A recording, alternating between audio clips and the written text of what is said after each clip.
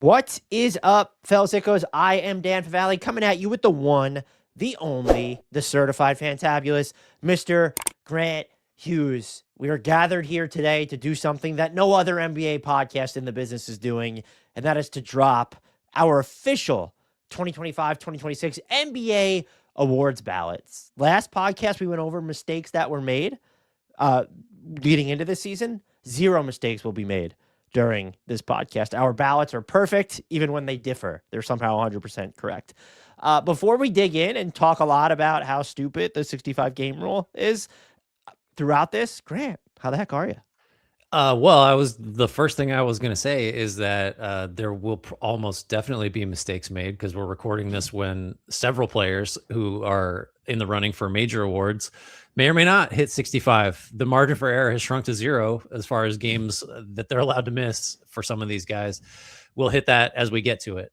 So I am prepared to also not apologize for any mistakes here as I did on the previous pod, but there's going to be some. I got a feeling some guys we're going to hand awards to are not going to run the table down the stretch, which is fine. This is the reality of the 65 game world we live in, and we will just do our best to cope. Yeah, and I think the 3 names that are probably, or even the 4 names would be, so in the MVP discussion, Luka needs to play in one more game, and we're recording this the day after he suffered that calf injury and the Lakers lost the Thunder. Hamstring, excuse me. He's probably not going to be eligible, but we're counting him as eligible as we do this right now. Wemby and Jokic can each miss one more game, and I think Kawhi is the same, or he can miss 2, and that'll matter for all NBA purposes. As we're recording this, Denny Avdia can miss 0 games.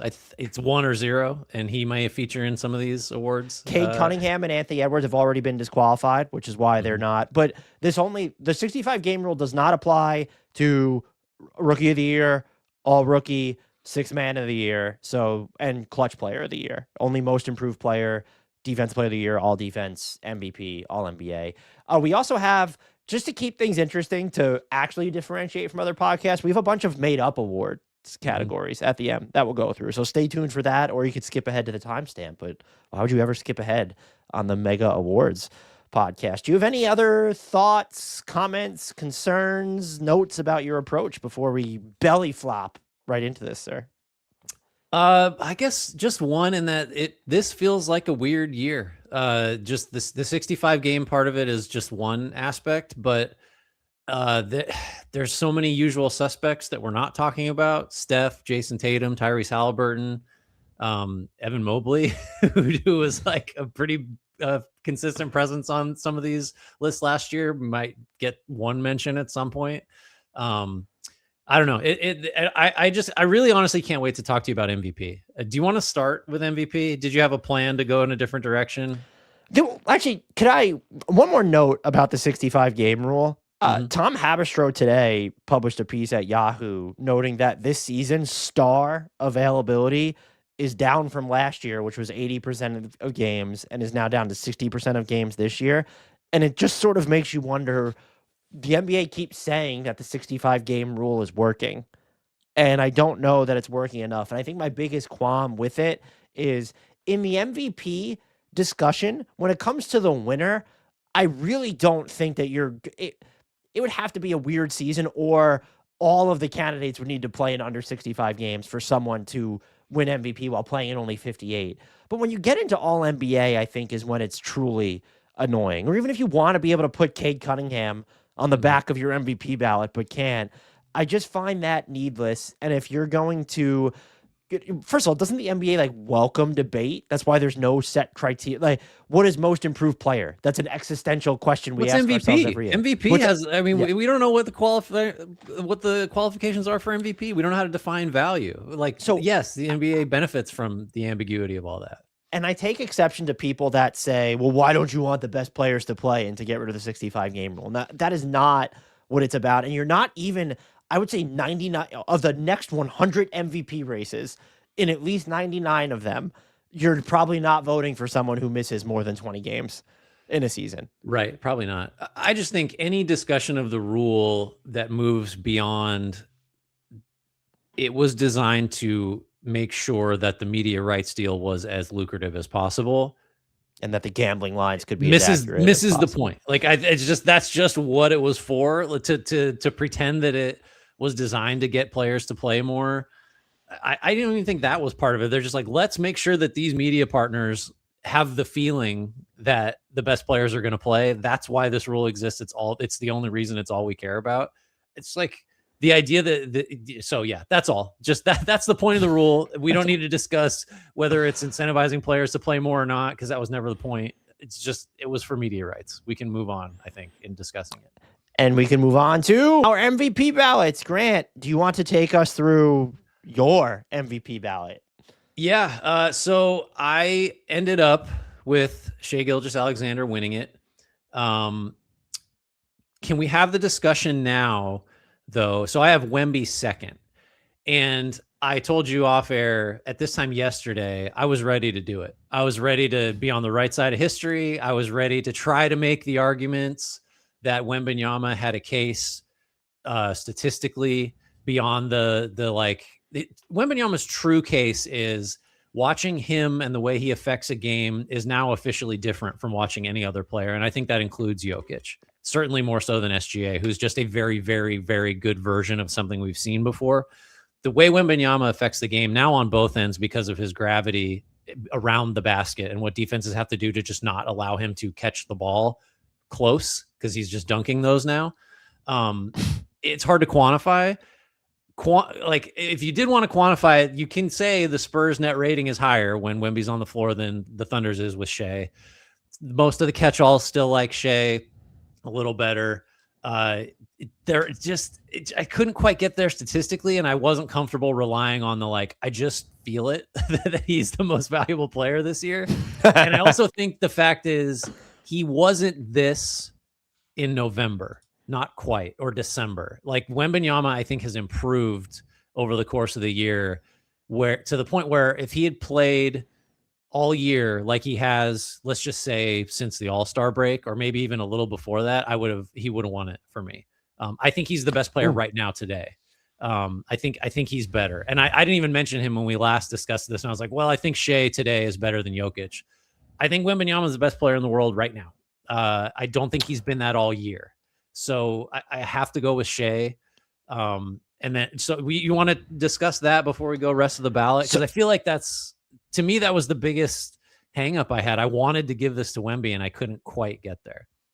Right. I have Shai at 1, Jokic at 2, and Wemby is 4 for me. And so I think the Wembanyama discussion is one to be had, because I staunchly disagree that he's the best player in the world right now. I think he's the most entertaining player in the world potentially at the moment. The stuff he does on defense, I recognize we've never seen anything like it. And I don't know, has there even ever been a singular defender who impacts the thinking and approach of all 5 players on the court the way that he does? The rim deterrence numbers are through the roof. There's not going to be a conversation. Like, our defensive player of the year discussion is going to be very cursory. All defense is more interesting just because we know who's going to win defensive player of the year if Wemby plays in enough games.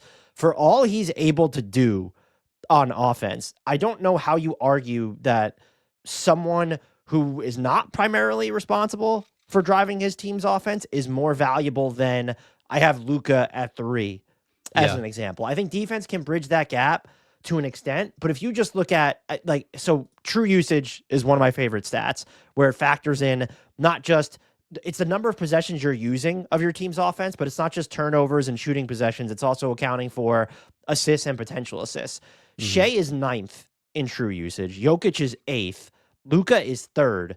Wemby is 42nd. And so I wanted to try and account for, I made up this metric, but I wanted to account for we need to figure out the defensive workload that he shoulders. And so 2 of the other stats that B-Ball Index has, which are really cool, is two-way workload, which is your on-ball action share on offense plus your matchup difficulty on defense.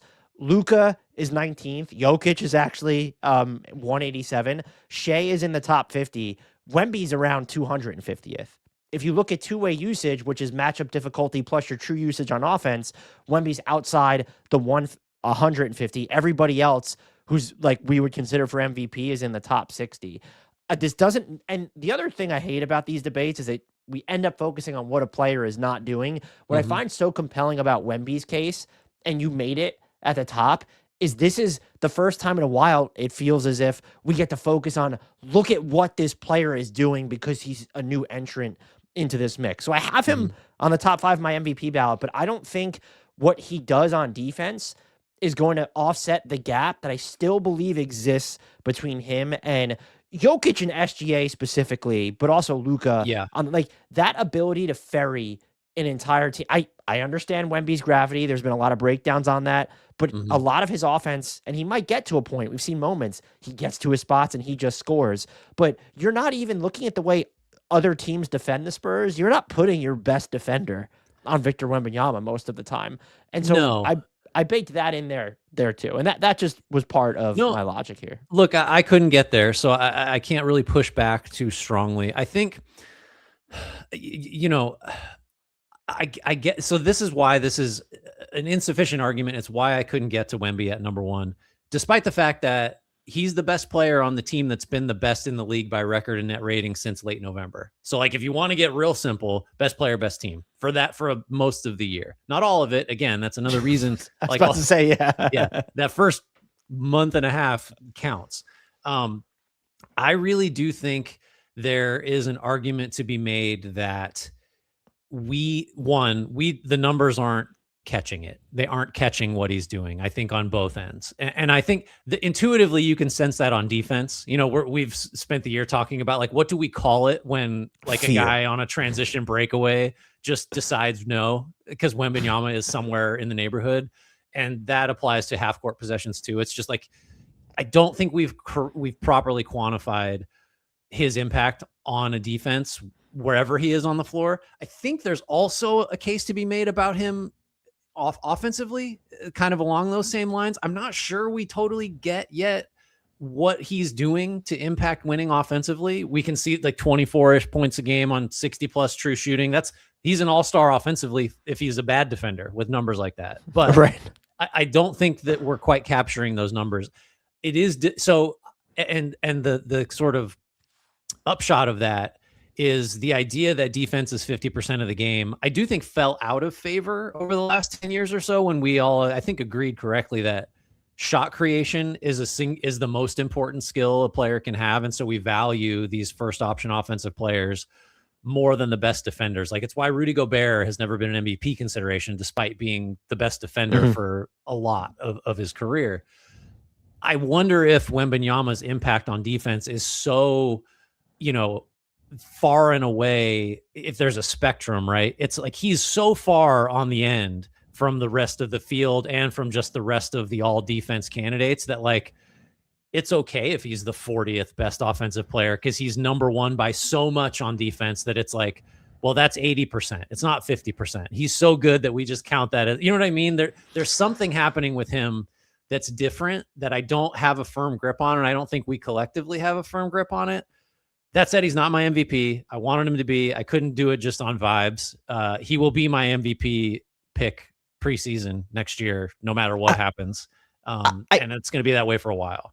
I guess what I find interesting is that you already consider him the best player in the world, because go ahead.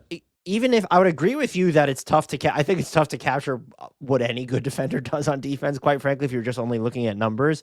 But even if he's doing so, like, how are you saving enough points or preventing enough points on the defensive end to make up for, like, if Jokic is accounting for 50+ points of, like, are you impacting your team's defense by 50+? Like, you know what I mean? Like, what I don't struggle, he is a defender unlike any we've seen. I just struggle with comparing how do you measure defensive impact relative to offensive impact, because it feels as if one player has more control over elevating that ceiling than it does on the defensive end. And even if you are the best defender of all time on the defensive end, I don't know that that's ever going to be worth more in this discussion than the best offensive player. Well, I mean, it's a few things. One, the Spurs just have a higher net rating with Wemby on than the Thunder do with Shea on. And so it's like, well, whatever's happening, they're winning those minutes. And we could have an argument about whose supporting cast is better if you want to, like, try to apportion the credit for the net rating stuff. I think what you're talking about is the Bill Russell argument. Like those Bill Russell title teams, 11 and 13 years, were won defensively because of him. And a bunch of those Celtics teams had, I think they almost always had a below average offense and often had some of the worst offensive production in the league. But the defense created by Russell and it was so good that the gap, the net rating or whatever, was the best in the league. So it's kind of similar with Wemby. It's just like if you're that much better on one end, I guess you can get away with not being a first option shot creator like we prefer our MVPs to be, because you're just winning. You're making it so your team cannot lose the minutes you're on the floor in a different way. And I mean, that's borne out by the numbers. Like the Spurs don't lose when Wemby is on the court. You don't outscore the Spurs, and they outscore you by 16 per 100. So like, however it's getting done, I attribute the Spurs' success almost, and not entire, but the vast majority of it owes to him. Like, how good is this team if Luke Cornett is the center all the time? It's like, what are we saying about Castle and Harper and Fox and all? And I think he's just an elevator in ways that I can't quantify. Again, it's vibes. It's why he didn't. Yeah, it's vibes. Well, the other question I would have is, so when I started looking at your like solo star minutes for each player to see how their teams fared. Wemby wins that category too. The sample's admittedly smaller, but I did get to thinking, if you pulled the second most important player off of every single MVP candidate's team, is Wembanyama's Spurs. So I guess in that case, you're pulling off Fox, right? Still, but it's close. Could be Castle. It could be Castle. Are the Spurs better than the Thunder if you pull off J-Dub or pull off Chet Holmgren? Are they better than the Nuggets if you pull off Jamal Murray? It's a somewhat disingenuous argument, but I'm trying to approach this from all separate. That's why I just can't get there. One day, I agree with you. I think he might just get to that point. Now, and this isn't you specifically, it feels like there's this rush to coronate him as the best player or the MVP. I feel that too. I feel that is, I'm not immune to that. I think. I don't know. I think I will admit I've watched more Spurs lately than any other team. They're the number one pick if I got to choose games every night. So I've seen way more Wemby than Shea or Jokic this year. But part of that's because like I get it, fellas. I know what those guys do. I understand. And I part of that's swaying me because you can't watch Wembanyama. Like, what's the last like ho-hum game he's had? Like this year. There's always something or several somethings that are just, I don't know what to do with that, or that's no one else can do that, or like, so I'm swayed, I think, by just watching more of him too. If we were doing our preseason MVP picks for 26-27, would you have him fourth, or would you move him up your ballot? Hypothetically, he'd be in the top 3. I think Jokic would be my pick for next year. Still be my preseason pick, so I think we could. You have Wemby. There's a case. The fact that there's a case is kind of the other thing that. You picked Shea for MVP. The margins, even if you think Wemby's the best player right now, for Shea to play like 400 more minutes or whatever it is, that's going to be a huge difference maker.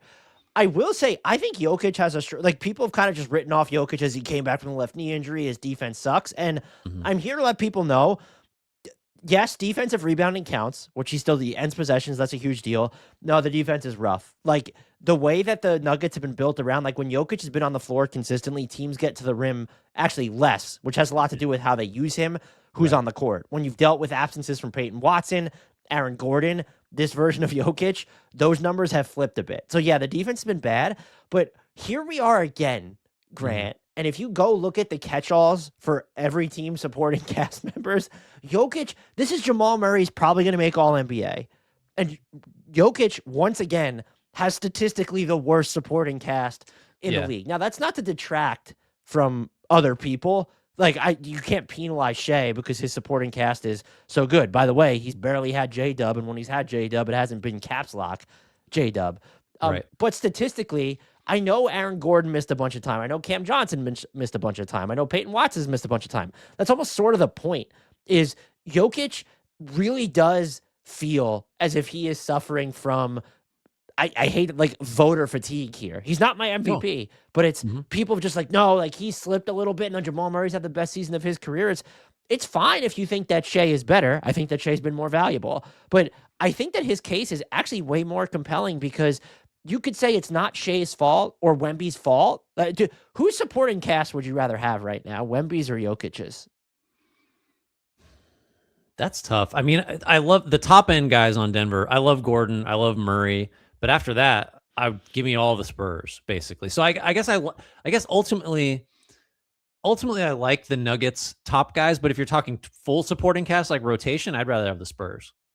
Right. And I think even with the Spurs' top guys, I mean, like Steph Castle and De'Aaron Fox and Devin Vassell is like how much Jamal Murray's clearly the second best, I think, of everyone. Like if Dylan Harper is on the Nuggets, one, that dude's starting, and two, you're like ecstatic about it. Right. So, and like Harper doesn't start for the Spurs, just for point of reference.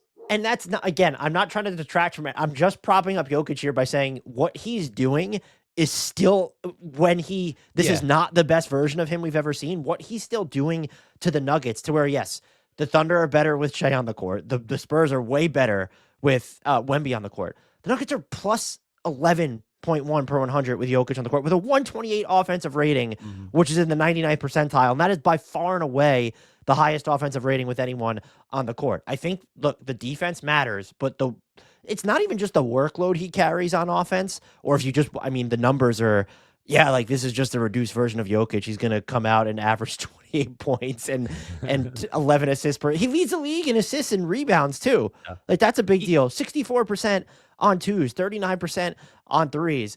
I think I've just been a little bit miffed at how quickly people are willing to dismiss Jokic's case is all. I think you can't be a serious person and have him outside the top three. I think like, I just don't know how you get there. We both have him top three. You got him second. I've got him third.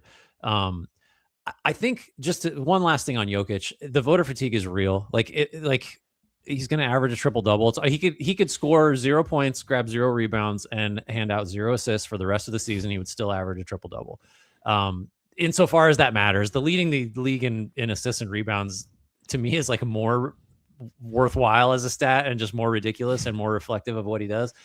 I think he's hurt by the fact that when just looking at the Spurs, the Thunder, and the Nuggets lows have looked bad. Like the Nuggets have had some conspicuous, like very shitty weeks and longer than that. Crunch time losses. Yeah. Clutch stuff is it. So like in a way that like, there's not really a Shea, like all the dude does is score 20 points. Like that's historically like there's no, the lows for the Thunder have not been the same. The lows for the Spurs have not been the same. And even when the Spurs have looked bad, like earlier in the season, it's like, well, their average age is like 17 and a half. So of course they don't look, you know what I mean? Like they get a pass in ways that Jokic and the Nuggets don't, because there's no, just give them a little time for Jokic and the Nuggets. It's a different thing. So fair or not, I think that's a factor too. And Jokic not leading either of our ballots.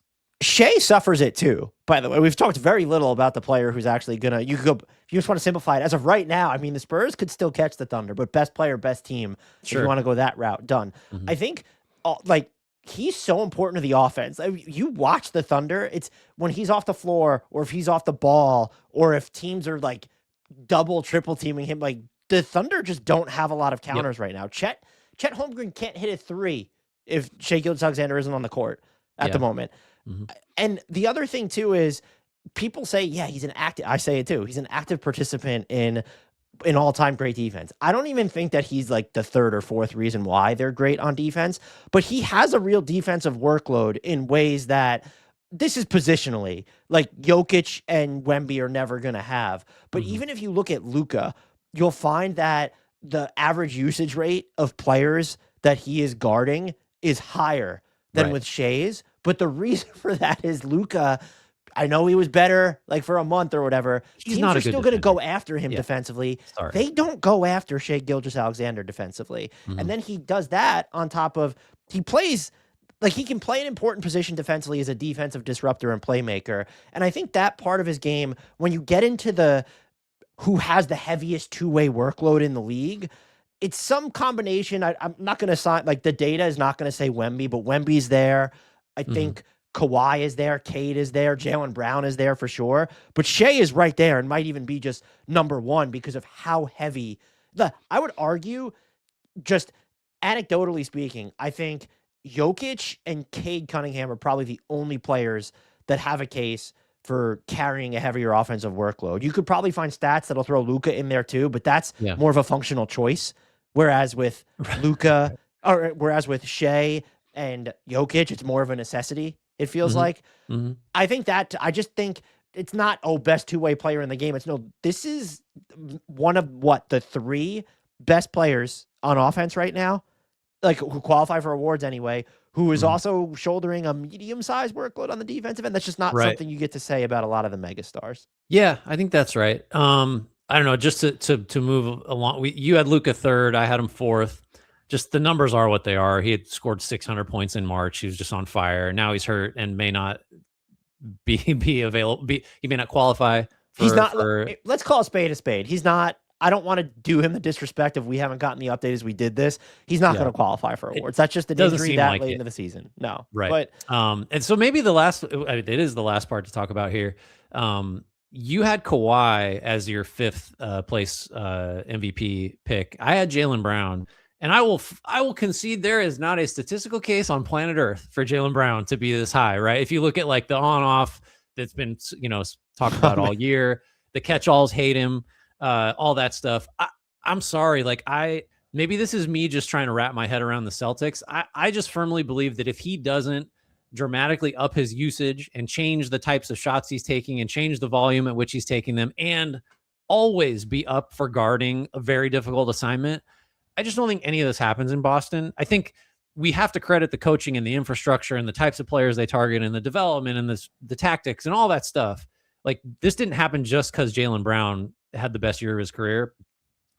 I just think all the conventional arguments you'd make in his favor, the role, the amplification of his role, like the degree of difficulty, the odds being stacked, like all that stuff, it felt right. I think if you're asking me if I want to pick a player to win a game tomorrow, I might just go with Kawhi over him still. So I assume that's what you're and the catch-alls like Kawhi a hell of a lot more than they like Jaylen Brown. Yeah, I mean, look, the efficiency, and you could say Jaylen Brown's case is the workload because there's no other player in the league where you say he's his team's most important offensive player and then no worse than their second most important defensive player. Yeah, because it's Derek White is there, but he's not handling a lot of the toughest one-on-one assignment. Who else would? When he's limited positionally, you can't throw Derek White on like a big three or a power forward. Jaylen Brown can do that. That's actually, I mean, that's a good question. So who is? Because Cade is not the second most important player defensively for his team either. No, but that's just because he happens to have a shit ton of really good defenders around him on a normal. No, but I'm saying is Jaylen Brown's workload. The on-offs are what they are. Like, but yeah. Everything you laid out is his. I just think it's the workload and then still being okay. The numbers are still kind of insane. Like he's at almost 30. He's 34% from three, 52% on twos. What did it for me with Kawhi is he's had to prop up some pretty just not glitzy lineups himself.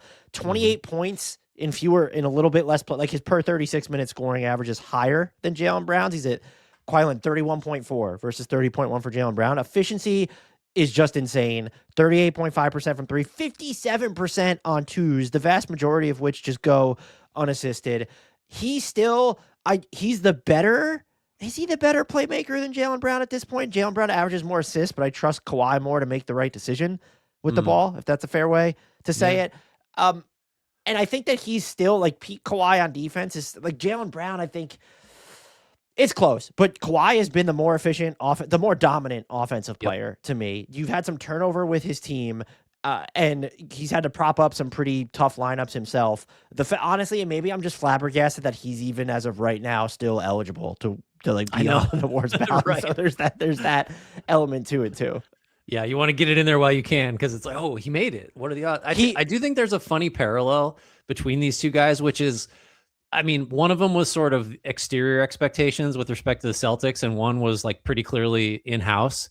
Like the Clippers traded away their other two best players, and Kawhi was just kind of like, we're actually not going to be bad. Sorry to disappoint you. And Jaylen Brown, the Celtics are supposed to have a gap year, was just like, what's that? Not while I'm here. I'm going to have the best season of my career. They both really like kept teams in or put teams in positions that was way beyond expectations. I don't know how you weigh that in an MVP discussion, But it's interesting that they both have that in their favor, and you're making their cases. Who would so let's just assume if Luca does get bounced off, are we just swapping? Like I'd have Jaylen Brown coming in at fifth, and you'd have Kawhi coming in at fifth, or is there someone else you'd be throwing on the ballot with no Luca? No, that would have to be it. Do you want to go into All NBA next, just to kind of extend that? Yes, I discussion, don't remember whose teams I put first on the board. I put mine because I'm a narcissist. Okay. So first team is just my MVP ballot. SGA, Jokic, Luca, Wemby, Kawhi. Then I have Jaylen Brown on second team, Donovan Mitchell on second team.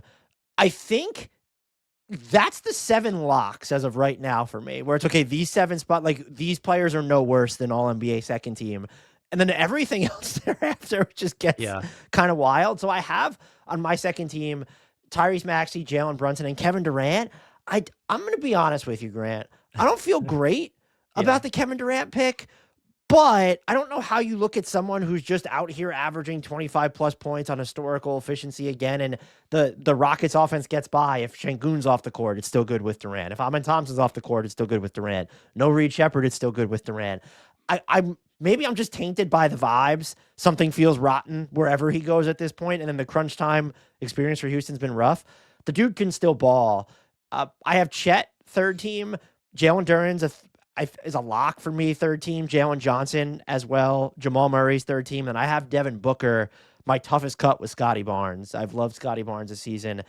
I think I'm trying to think if there's any like real debatable one. So the Devin Booker, I know the efficiency has come down, but if you look at anyone that you are going to begin to consider for all NBA, Grant, and you look at the offensive catch-alls, Devin Booker doesn't even have like a top 300 like collective supporting cast in there. There's just no other one of these players that could say the same.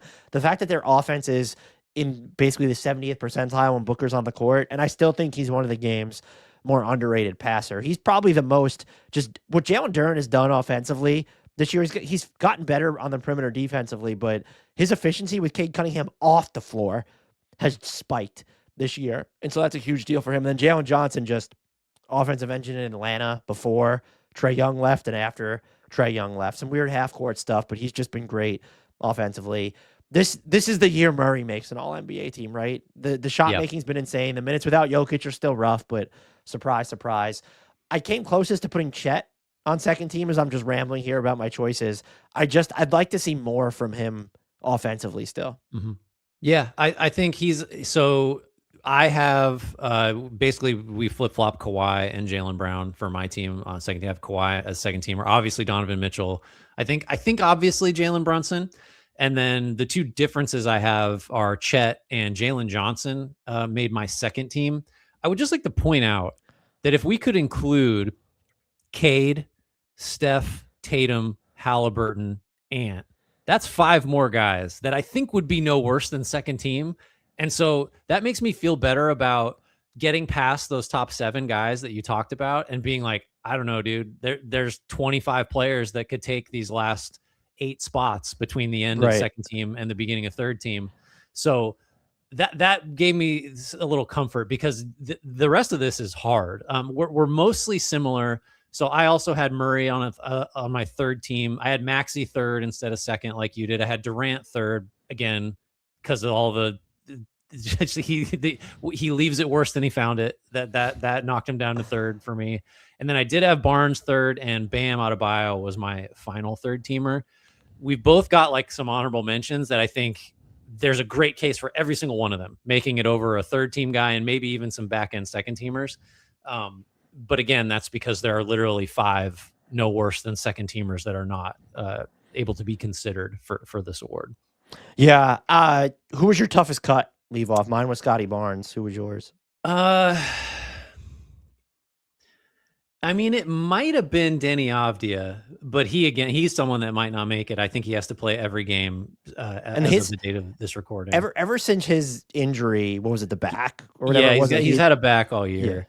Yeah. I mean, yeah. Other than that, I had LaMelo. My honorable mentions included Denny Avdia, Pascal Siakam, James Harden, Scotty Barnes, already said, and then LaMelo deserves an honorable mention here as well to me. I guess so. I didn't have Jalen Duren on an All NBA team. He's on my like honorable mention 4th team. So maybe that's the one that him and Avdia, I think, are the ones You that just were you toughest. potentially cost him a 30% max, sir, by doing Yeah, that. good thing I don't vote. Yeah, we're mostly aligned here, I think. But did you feel the same way of like you get halfway through second team and you're kind of wondering where the no-brainers are at that point? We kind of ran out, it feels like earlier than I normal. wasn't even sure if, and this might be an overexposure to like their topsy-turviness. I wasn't even sure if Jalen Brunson deserved to be uh like a lot second team. I said 7 locks, and then he was kind of my 8th. He's probably on the Yeah. fringe of it, but yeah. Mhm. And look, some of it is just guys playing different roles or in these weird so forget about the players removed from injuries, but Tyrese Maxey ascending to the Mhm. Sixers all everything this year. Jalen Johnson doing the same in Atlanta. And then Scotty Barnes, again, I left him off my team. Scotty Barnes didn't know how to square away where it's I looked at it and I was like, he doesn't do like enough for the offense. And like, but part of what I really appreciate about his season is that he's off the ball more on offense and figuring out a way to make it work. And so And circumstances like that. and probably had the best defensive season of his career, like all He told. is he's So like what if OG Anunoby was also a defensive playmaker and on steroids, basically, is what Scotty Barnes does. So yeah, this was hard. There are just too many guys that I would have locked put in. Like if the games require, obviously Edwards, obviously Cunningham. If we didn't have those were really all stupid NBA games, lock guys. Yeah, for sure. like I would have considered both over Jaylen Brown on my first team. Like actually, Cade would have made first team. Cade would have been he would have been 5th on my MVP ballot as well over Yeah, Kawhi. yeah. So And Edwards would have been, I think he would have been on my second team. And so it's just oh, like, the injuries is like Tatum and Halliburton. We knew that going in. They weren't going to yeah, qualify, right. whatever. Giannis, we didn't even mention his name. Jesus Christ, I forgot about Giannis. You're right.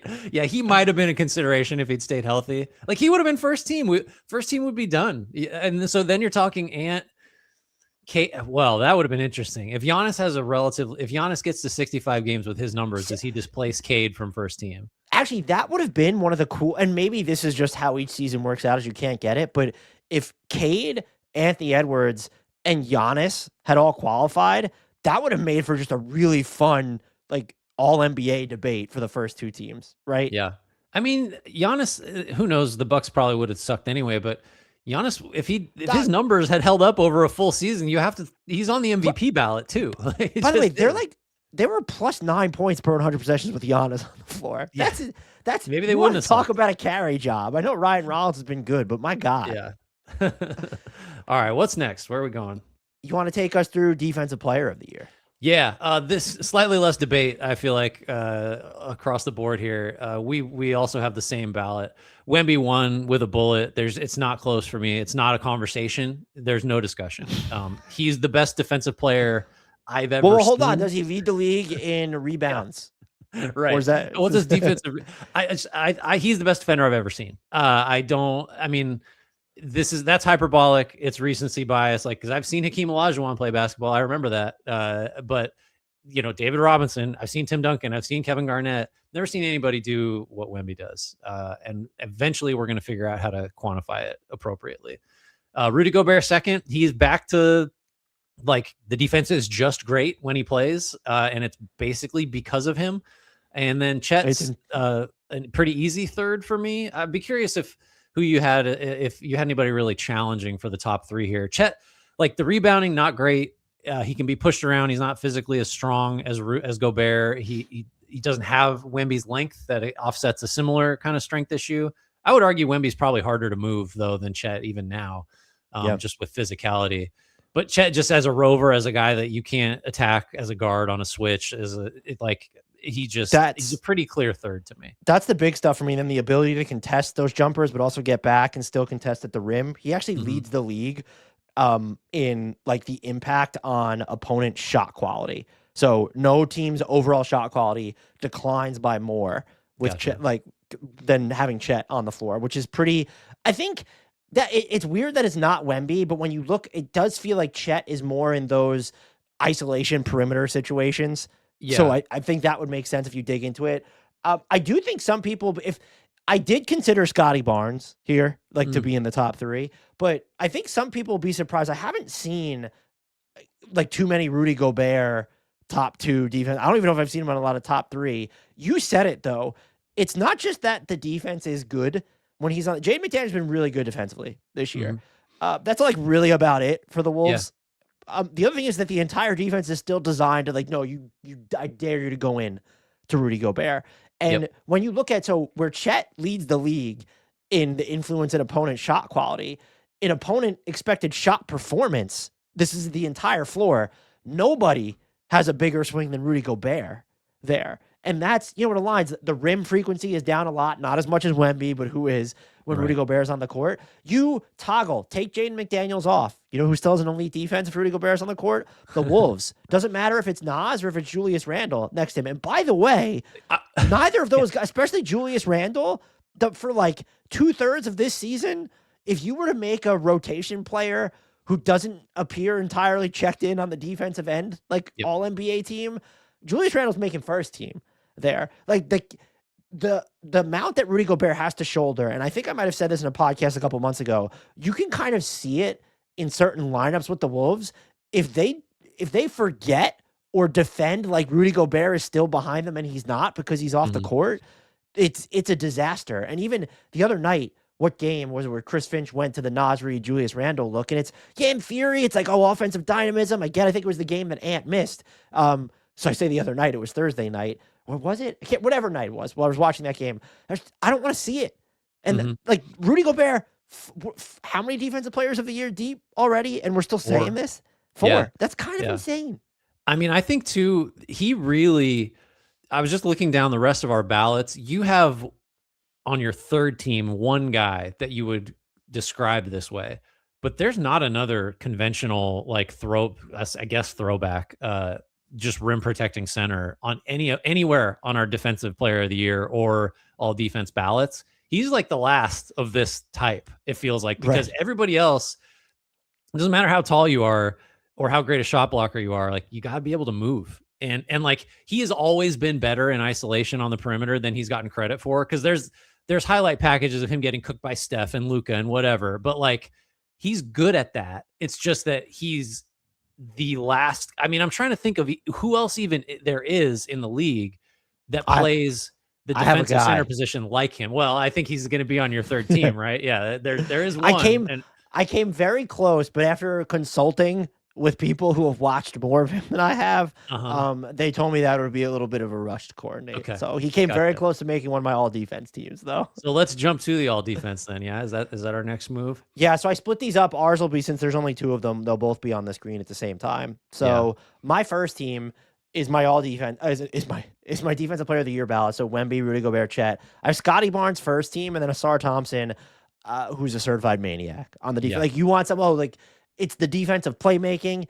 It's the matchup difficulty. It's the way that he's shifting opponent shots. It's, he could be if you really needed him to. Like, he'll contest a ton of looks at the rim, even though he doesn't necessarily need to all the time in Detroit's scheme.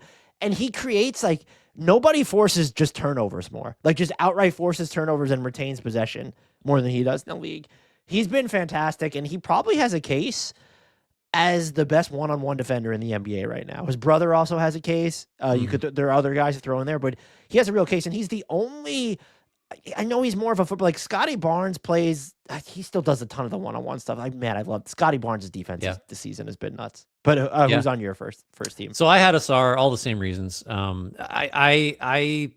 It's hard to be a first team all defense guy if you're not a big, to me still. But it's just Asar is singularly dominant as a wing and guard and forward defender. I put Bam on my first team. I think he also has a case as the best one-on-one defender in the league because he really truly is a 5-position guy. The shot blocking and the rim protection, that's been a knock on him forever. It also doesn't help that the Heat are giving up 160 points a night like the past 2 weeks, which is, I still think that his versatility, there's no attacking him. That's just like it's not done. It doesn't matter what position you have on the ball against him. So I don't know. Maybe that's a little bit of a. Where did you have him? Just so I know how crazy I'm not being. Did you have him on your? You had him. Where is? You don't have Bam anywhere. Oh, is that my second team? On your all defense team? He's on your second team. I see. Yeah. I'm looking at the doc that still has Scotty Barnes there. Whew, thank God. Okay. Yeah, Yeah, not a lot to add. I love Bam. I think he may not be quite what he was 3 or 4 years ago defensively, but he's still just you can build a the, championship defense with Bam in the middle of it.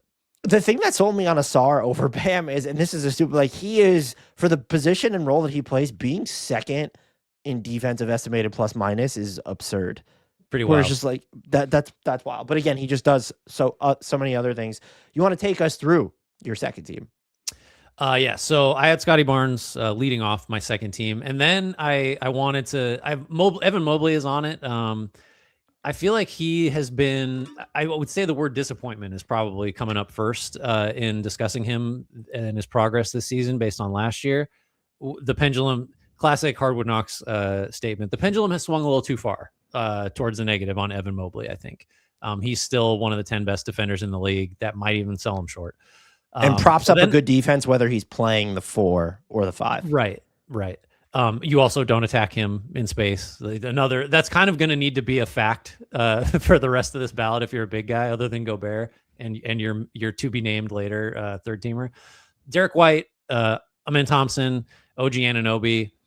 I don't know what to say about those guys. It's just like great on the ball, smart off the ball, versatile. Like White is the least versatile of those three, but is still just, I mean, maybe the best shot blocking guard since Dwayne Wade. Like he has a ton of contests at the rim At the for a rim, Celtics yes. defense that needs it because they have 1.5 centers. Yeah, you've got White too, so I don't need to make the case to you. We had the same second team ballot, except I had Scotty first team and Bam second team, and you had Scotty second team, Bam first team. Just on the Scotty note, though, is he is the only player on any of the all defense ballots that we both have that ranks in both the top 50 of matchup difficulty and positional versatility. A lot of the times those two don't, where it's Bam is so versatile, but you're not going to throw him on the other team's best player. And that's what I appreciate that you'll do with Scotty Barnes. He's also third, the other note I had that I didn't get to, third in the impact he's having in the league and the influence on opponent shot quality. He's been great. I don't have anything to add with what you said other than I think OG Anunoby would probably have a first team case if he did more of the traditional defensive playmaking stuff, but he has to cover up if he's not on the best player, like defending, like, because he can handle his own one-on-one, maybe not the best screen navigator, but can handle his own there. But if he's not doing that, he kind of needs to make sure that he's covering up for everything else, like closer to the basket or just like on the back line.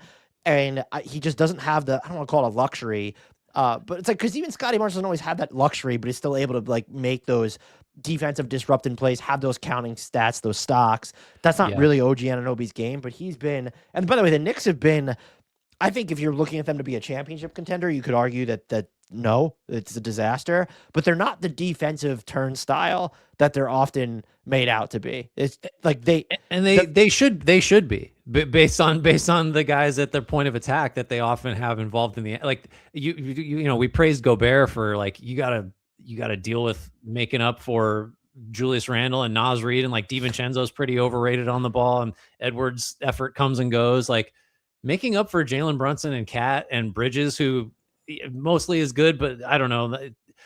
That's a heavy lift for OG. So if you're not getting a bunch of blocks and steals, like I get it, man. You're working pretty hard out there. Is there so my honorable mention, my toughest cut was Donovan Clingan. He's just like you mentioned, the whole is anyone cut from the Rudy Gobert cloth, and it's kind of him. He's just going to be this dominant rim protector. He comes up in every single metric. What, like, you're just looking, like he just shows up at the top of mostly all of these defensive stats. He just doesn't have, I think when you're looking at like a Rudy Gobert, obviously a Wemby, even a Mobley, even a Scotty Barnes or a Chet Holmgren, the deterrence factor isn't quite there just yet, but you know it's gonna be, because people are eventually gonna catch on to the fact that, oh no, you can't score with this guy around the basket. And so he's been absolutely fantastic for Portland this year. And I think if we were making preseason all defense ballots next year, like I'm probably going to throw him on there. If I wanted to get really spicy, I would just throw him top 3 in my defensive player of the year voting. Okay. I think you've got a bold prediction ready for next year. So we kind of did similar things here. This is where I started to just throw a lot of the guards and wings that I wanted to acknowledge in the honorable mention section. So like Steph Castle, you've got him too. Chris Dunn, Dyson Daniels, Jaden McDaniels, Cason Wallace. Throw every other Thunder wing or guard out there that you want to.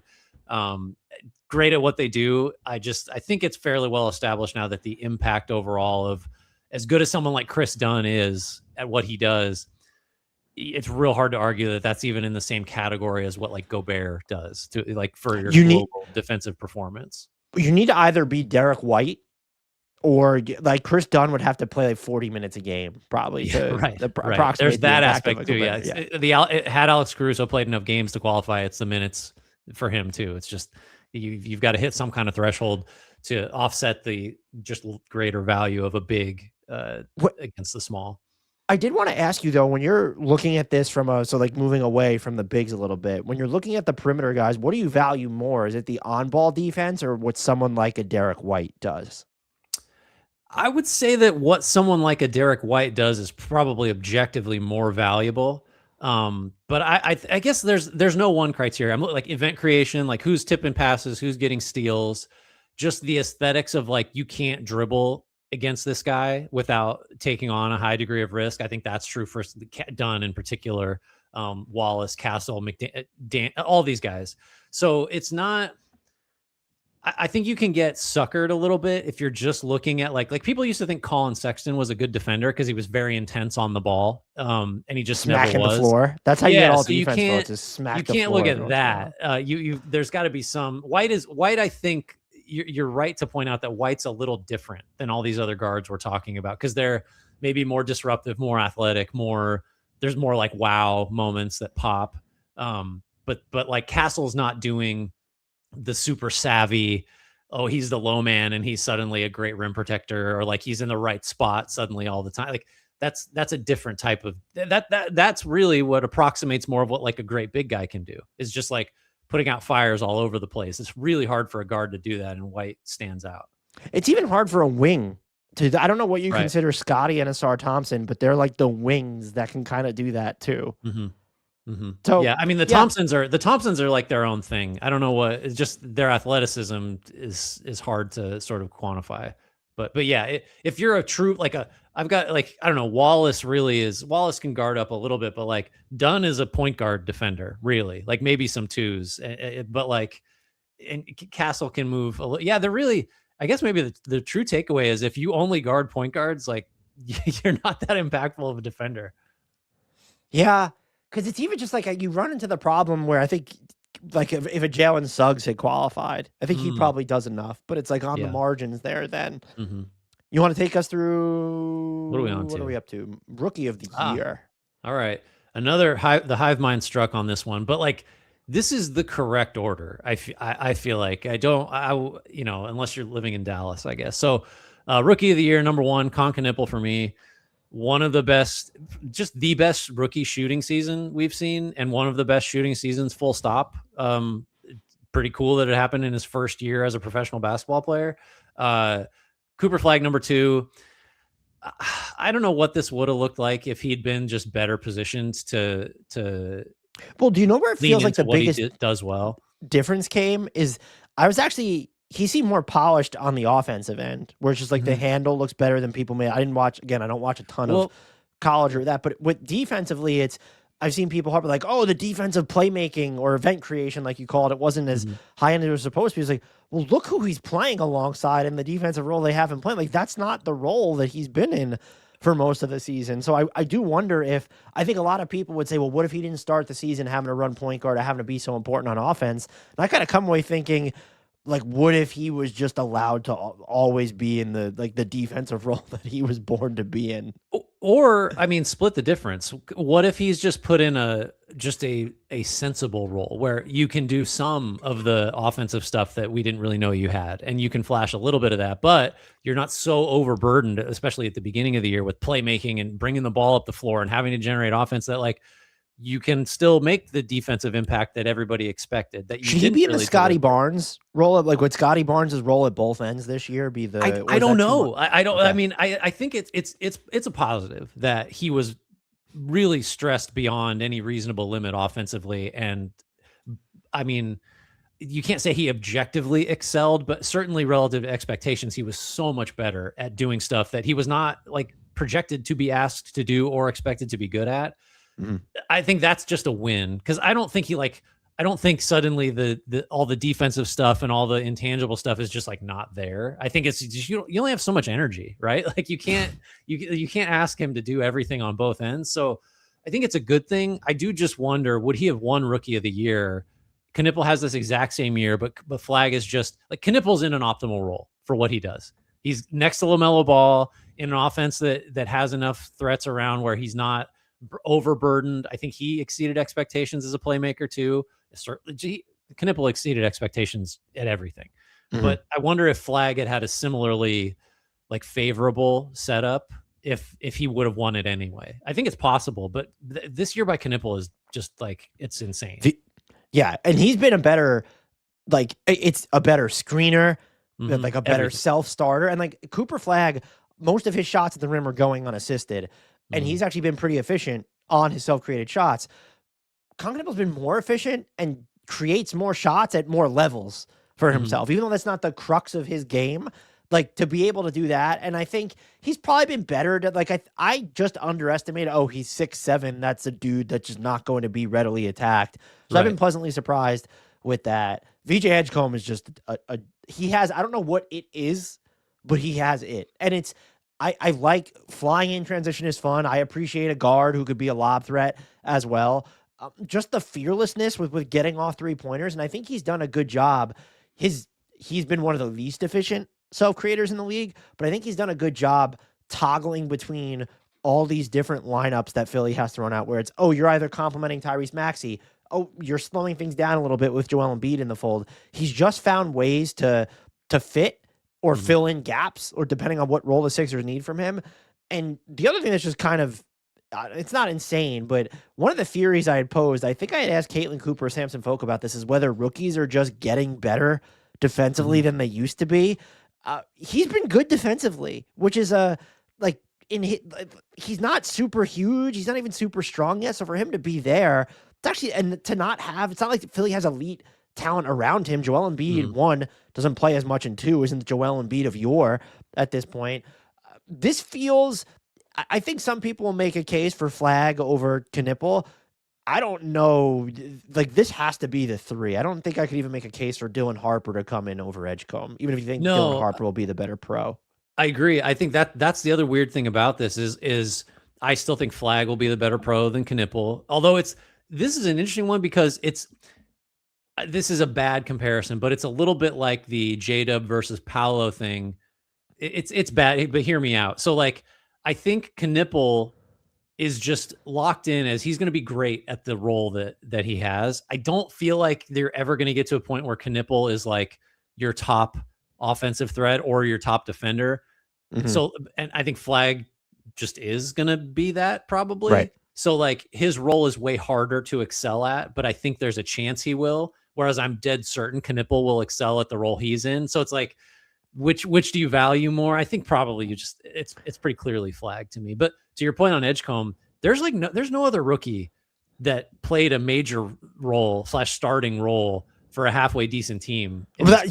Like halfway decent, Grant. They've been like a top 5 team for 60 games. That's what I mean. I'm saying like his lift was so much heavier than like we can just get to the all rookie stuff. Like I think in some order we both have Harper. Who, yeah, I think if you told me who's next 10 years do you want, Edgecombe or Harper, I think I'm taking Harper, and I would have a conversation about him versus Knipple, to be honest. Well, I was going to ask that this has become one of the trendy talking points. I hadn't really given it much thought, but if you were the Spurs, knowing what you know now, do you still take Dylan Harper or do you take Knipple? And I think most people have said you still take Harper because of the long-term play. Yeah. If that's what you're basing the decision off, for sure. But knowing that you have Fox, Steph Castle, Devin Vassell, if you put Knipple on the Spurs right now, they are more likely to win a title in this year or next season. I think that's right. Would be my guess. I think that's right. Just an absolute premium lights out shooter that can do other stuff. I mean, if you're knocking the Spurs, it's that you're not sure about Castle and Harper hitting their threes. And if you have Knipple in place of Harper, it's just like him out there with Champagny and like you could put some crazy spacing around Wembanyama. So I think you're right about that. Harper, I see you. Harper's a lock. We did differ, and this was my toughest of anything on the rookie ballot. You've got Ace Bailey. I've got Cedric Coward. I could flip a coin, honestly. What made you go with Bailey? Did you have a strong feeling there? I think he's actually been, so I think one, you get into, I know this isn't everything, but you get into the minutes played. And so Ace Bailey at 1,900 minutes versus Cedric Coward at 1,500. So that's a big difference. Ace Bailey, his role has not actually been that hard for most of the year. And I know he's below average efficiency, but the Jazz have put the ball in his hands more. And I've just seen more, I've seen more flashes of more where it's, oh, look at what he's doing as a rebounder. Whereas Cedric Coward, it's, okay, like he can move off the ball a little bit. He's hit his threes, but not so much after the All-Star break. He's been in and out of the lineup, though. We know what he could do defensively. I think Ace Bailey's been the better defensive disruptor. Like he could block a shot. I've seen more. I guess I've seen Ace Bailey, one, there's the volume, but I've seen Ace Bailey cover more bases, even though he hasn't been more efficient while doing so. And when you get to that, when you factor in the sample, and then the fact that we've seen the Jazz do it later in the year. Oh, you can put the ball in his hands and ask him to create, where that's not something Cedric Coward's going to do. When when the margins are this thin, I think it's okay to say, who do you believe is going to be the better, more impactful pro? I do believe that's going to be Ace Bailey. And so that helped decide it as well too. This is another one. I think you're probably right.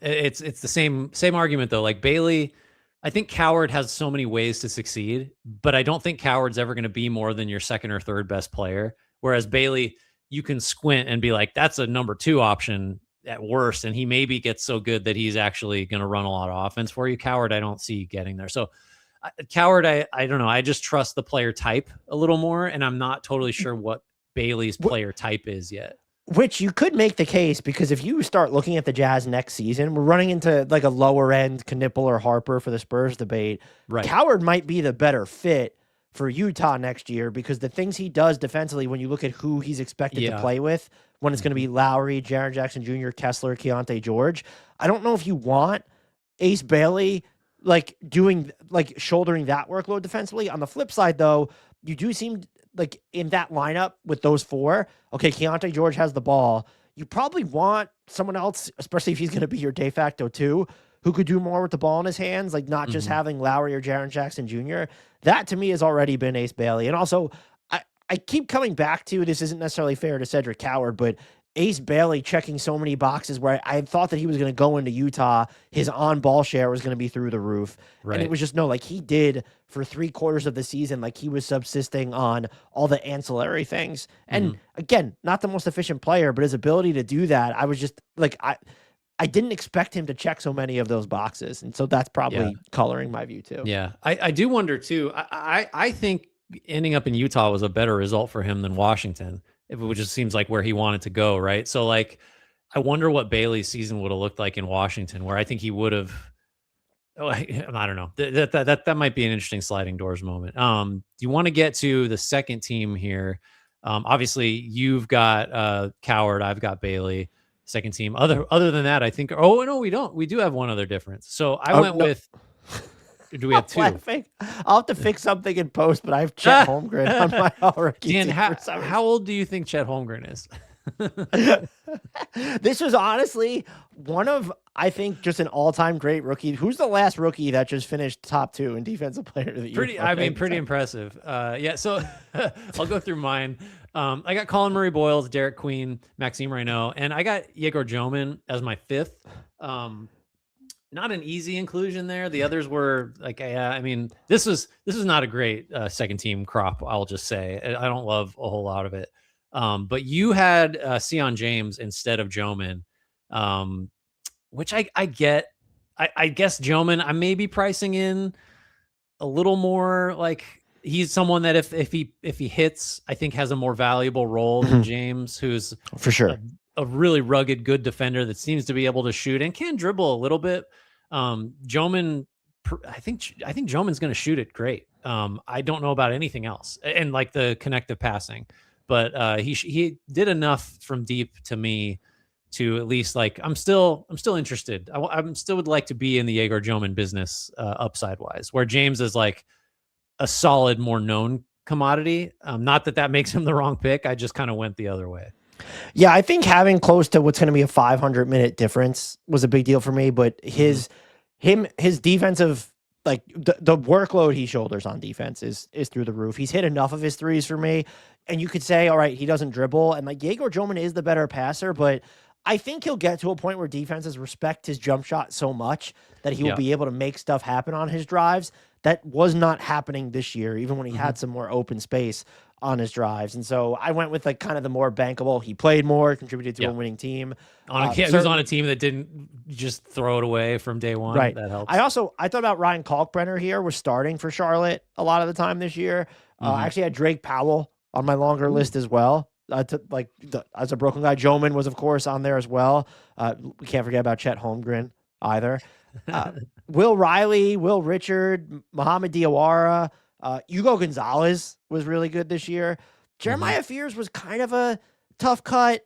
He shot the three ball better post All-Star break, but him and Derek Queen, I don't really know what the plan is in New Orleans. I don't like Derek Queen's a fantastic passer, but I don't know what their game plan is for either of those two at the moment. I think Derek Queen does not work if he's never going to shoot it. And I'm not sure he's ever going to shoot it. Like none of the other stuff that makes him interesting plays all that well. It's a little the opposite of Joman, where like if he's going to be that good a shooter from deep, it opens things up.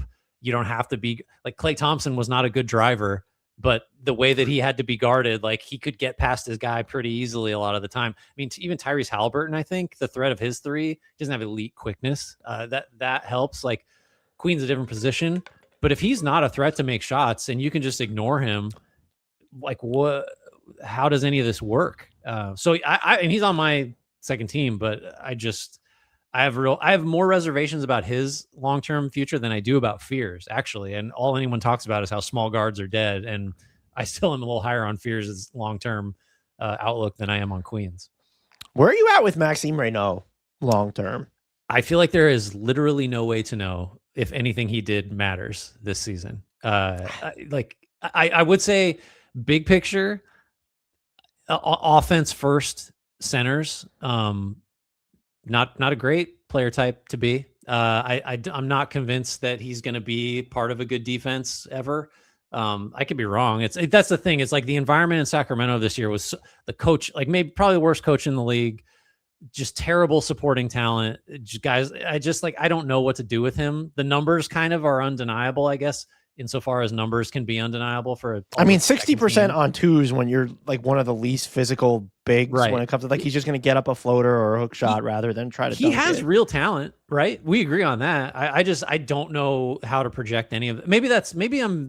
That shouldn't be relevant. You know, the whole like I don't know what he is, but I even can't judge his rookie season because I think his situation is just it doesn't reveal anything. The Kings played the whole season like it was the last week of the year and they were you know what I mean? Like there's no way to know.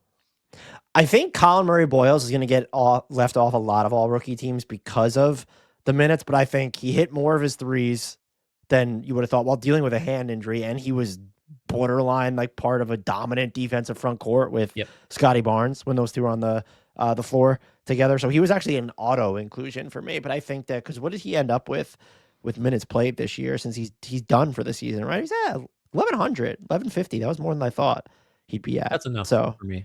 Given the competition, that's enough. Hugo Gonzalez probably could have made things more interested if he crept into like that. Oh, are you one of the top 15 most played rookies? Yeah. But yeah. Oh, I did want to shout out Will Riley. I know he has like the ultimate license in Washington. I love watching Will Riley. I see like a little bit of Keyshawn George in him, but I think he'll be worse defensively, but he can do some pretty daring stuff on the offensive end. Yeah, he's an interesting player. I do think there's a really good chance that several guys on our non-existent third team just vault past a lot of guys we actually had make first and second team, maybe not first team, past second team, just because I think Gonzalez is a perfect example. Like he was on a good team, so he just didn't get to play that much. If he's on a terrible team, are we like, is he in all defense? Like, I don't know. There's a lot of weird team situations to judge. I think we're on to most improved player. What's your ballot look like? Boy, do you have Chet Holmgren on this one? So my ballot is probably gonna. I don't know. I have Denny Avdia 1. Um, I'll make the case, even though there's a good chance he does not qualify for this because he'll fall a game short. The jump from a very good player to all-star slash like fringe all NBA, first option offensive creator, playmaker, it's that's massive. He hinted at this a little bit last year, but he came into this season, knock it if you want. His foul drawing craft was just at another level. The drive game was among the best in the league. Like these are just different elevated skills that he didn't really have or show consistently. And they turned him into one of the best offensive, players in the league.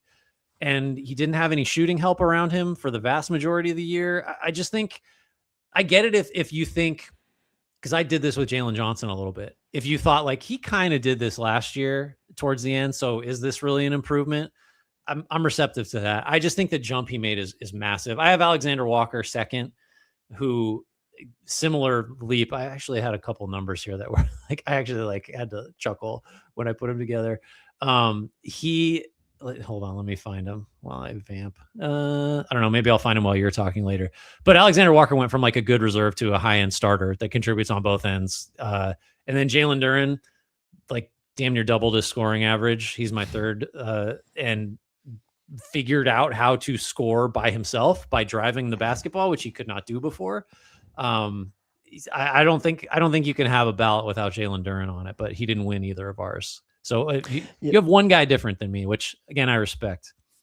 So I had Jalen Duren number 2 for basically all the reasons that you mentioned. I mean, the really big deal is the number I've written down here. So he's shooting 71.2% at the rim this year without Cade Cunningham on the floor. That's over 6 percentage points better than where he was last year without Cade Cunningham. He's hitting more of his short mid-rangers without Cade Cunningham on the floor. And all of those looks, they're going more unassisted than they are without Cade on the floor.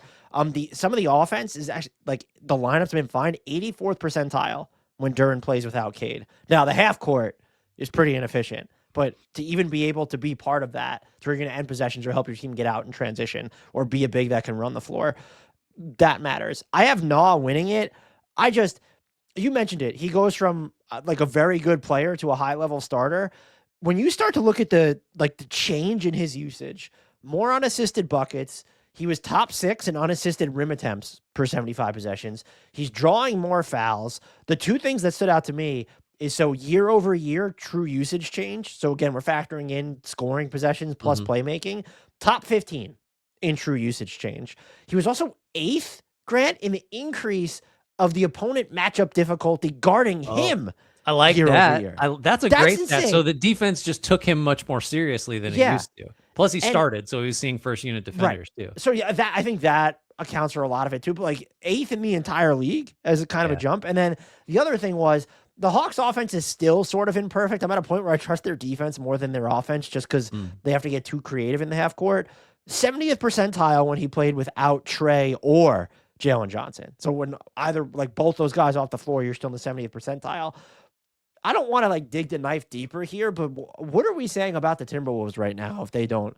Like this is because he's on the Hawks, which needed a bigger boost to begin with. The Timberwolves were just in the conference finals. I'm not saying he would have turned into a 20 points per game scorer in Minnesota, but like this is the type, like he is the get over the hump player. Like whether it's for Minnesota or another team, he's immediately on, I don't know, one of the 10 best contracts in the NBA, the mid-level for the next 3 years. So he's my most improved guy. I have Ryan Rollins third. This is where I struggle with, and what I think one, Ryan Rollins deserves it. And I think he played enough minutes last year for me to say, hey, he's not working off this low baseline. He's shooting almost 40% on step back threes. He's driving against tougher defenders. And here are the players with as many points and assists out of drives this year: SGA, Harden, Cade, and Afdia. So he's been a huge part of what the Bucks are doing. But it did get me with some of the other names that I had thought about. Donis Jenkins, Colin Gillespie are probably the most popular ones that'll come up. For most improved, not only do I throw out, like it's going to take, the bar needs to be pretty high for me to consider a sophomore. I normally just won't consider them. But I view most improved as you have a pretty meaningful sample already, and you already played a meaningful role and got better. To whereas someone like a Colin Gillespie or a Donis, like to throw someone into that is that's a breakout player of the year to me, rather Yeah. than the most improved. I think like a Mhm. Naw, a Durin, a Denny Avdia, who I just feel like most of his improvement came last season for me for like Yep. 60 games or whatever. But I think that's more in the spirit. And like even if I know there was, remember the case of Steph Curry is actually the most improved player. I actually think that that's a stronger case of superstar who went to unanimous MVP as a more compelling most improved player case to me than Yeah. look Yeah. at this player who was working off this. Like Donovan Clingan would be a good example as a sophomore, but that's a bad Sure. example because it is a sophomore. I find those cases more compelling though. No, I think I agree with you. It's sometimes easier though, like just to take Rollins, who scores 6 a game last year, to 17 this year, and 2 assists to 5.5, and now he's shooting 41%. Like that can feel like a bigger improvement than say Avdia, whose numbers I did find. I'll just throw them out there now. Like you got a lot of them. I have a couple just like that jumped out to me in making his case. Usage rate went from 23 to 29%. That's a meaningful jump because the Yeah. 30% usage is like the magic number of, oh, you're doing everything. He's right there. He came off the bench 18 times last year. I forgot about this. Denny Avdia was not a guaranteed starter all of last year. Well, So okay, now we have to do that. Neither is Scoot Henderson, though. So when you kind of factor in the right, Blazers of but it I'm all. just saying, like, I'm trying to push back a little bit, even though I made it myself, against the argument that, well, Avdia showed down the stretch last year that he could do this, something like this. It's like, yeah, but he also, there were it's like there were points where we weren't 100% sure the Bub Carrington draft pick trade wasn't like a win-win, and now it's just like, yeah, you gave up the guy on the best contract in the league for basically nothing. The Nah stuff also. First time Alexander Walker's been a full-time starter is this year. His usage went from 16 to 24. He's cut his turnovers despite the increased usage. Highest free throw rate ever. There's like, I don't know, 25 guys in the entire league averaging 20 on 60% true shooting. He's certainly the only one in the most improved conversation. So that's a new thing for him. Yeah. Do you want to talk about sorry, I got diverted myself from. I agree with you that it's harder to gauge the guys that went from, are you an NBA player, to, oh yeah, you are, and maybe you're a starter like now. Neemias Queta, cool. I just don't feel Yeah. like that's in the spirit of most improved. How do we differentiate Jalen Johnson and Denny Avdia? You don't have either of them on your top 3, but I assume you've got both kind of as down ballot thoughts. What do we do? Because their leaps have been similar. The difference would be that Johnson is doing it for a much better team. I'm hoping you can. Do you want to talk about that at all? Did you have any thoughts of Johnson versus Avdia, or do you not view them the same way like I do? I know he didn't qualify in all these years, but I found it funny that Jalen Johnson, this would be like the 3rd year that he could make a most improved player. Right. So, ballot. so does that mean that, is that an argument that, like, well, he's not a consideration because he kind of just has been roughly, I don't know. That's a weird For one. him and Avdia, they would be more down ballot guys for me because I think their most pronounced leaps came last year, and it just so like, and it came for a long enough like, it's similar to the Rollins logic of, I think he can belong in the most improved player discussion because he gave us enough of a sample size last year and then improved off of that. Whereas I still think the most material part of the Jalen Johnson and Denny Avdia leaps have already happened. What we're seeing is more of a scale up from volume rather than, Ryan Rollins was not hitting some of the shots last year that he was hitting this year. Nikhil Alexander Walker's entire role kind of just shifted here. Like ditto for Durin. If Keontae George qualifies, where is he on your ballot? He's in the top 3. He's definitely above Rollins. I don't know where he finishes next to Durin, and he might be one. He might be one. Just he's one where I think he was, I don't know, we probably regarded him as like, that guy's a bad player. Like, he's not a helpful player, right? And now he looked so good before getting hurt that the Jazz traded for Jaren Jackson Jr. because they're ready to win, largely because they have their point guard. So like, the numbers are what they are. The foul drawing, the efficiency went up, still a bad defender. But just to go from, I think this guy's hurtful, to he's the reason we're pivoting our whole franchise towards winning. He's a reason. That's a pretty big jump. I think he might have been one on my ballot. He's one of the most fascinating rookie extension candidates for me this offseason. I don't even know if he gets one because you're going off one season, if you're Utah, of this guy's impacting quality basketball, let's say, quality offense. But also, if you're him, it's like, why are you accepting less than what Dyson Daniels got last It offseason? feels like one where they're going to be a deal that makes sense for George makes no sense for the Jazz and vice versa. So they're just going to restricted free agency. They have to. Most improved always tough, though. Did you have anybody else that you considered, whether it be so AJ Mitchell doesn't qualify either, right? Because he's fallen short of the games played. He's a second-year guy. He's not on your ballot. I get it. Anybody else? Keita, we talked about. Jalen Tyson, that's another second-year guy. I think that's it. You mentioned Jenkins. I think we've covered it. Dope. Let's head over to Sixth Man of the Year. What's your ballot look like, sir? So I have Mitchell here, number one.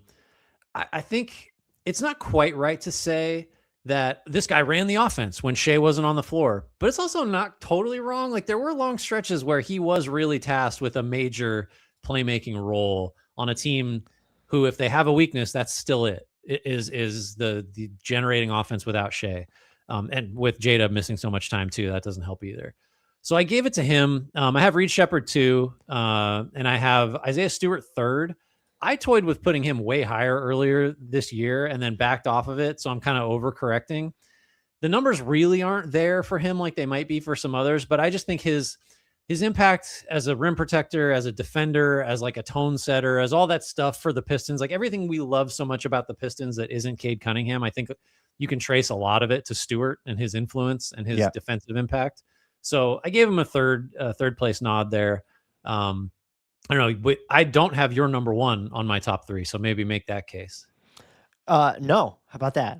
I'm not just going to do it because you told me to. I have Jaime Why isn't it Reed Shepherd? Who are you? What do you truly believe in if Reed Shepherd's not your number one? You know what?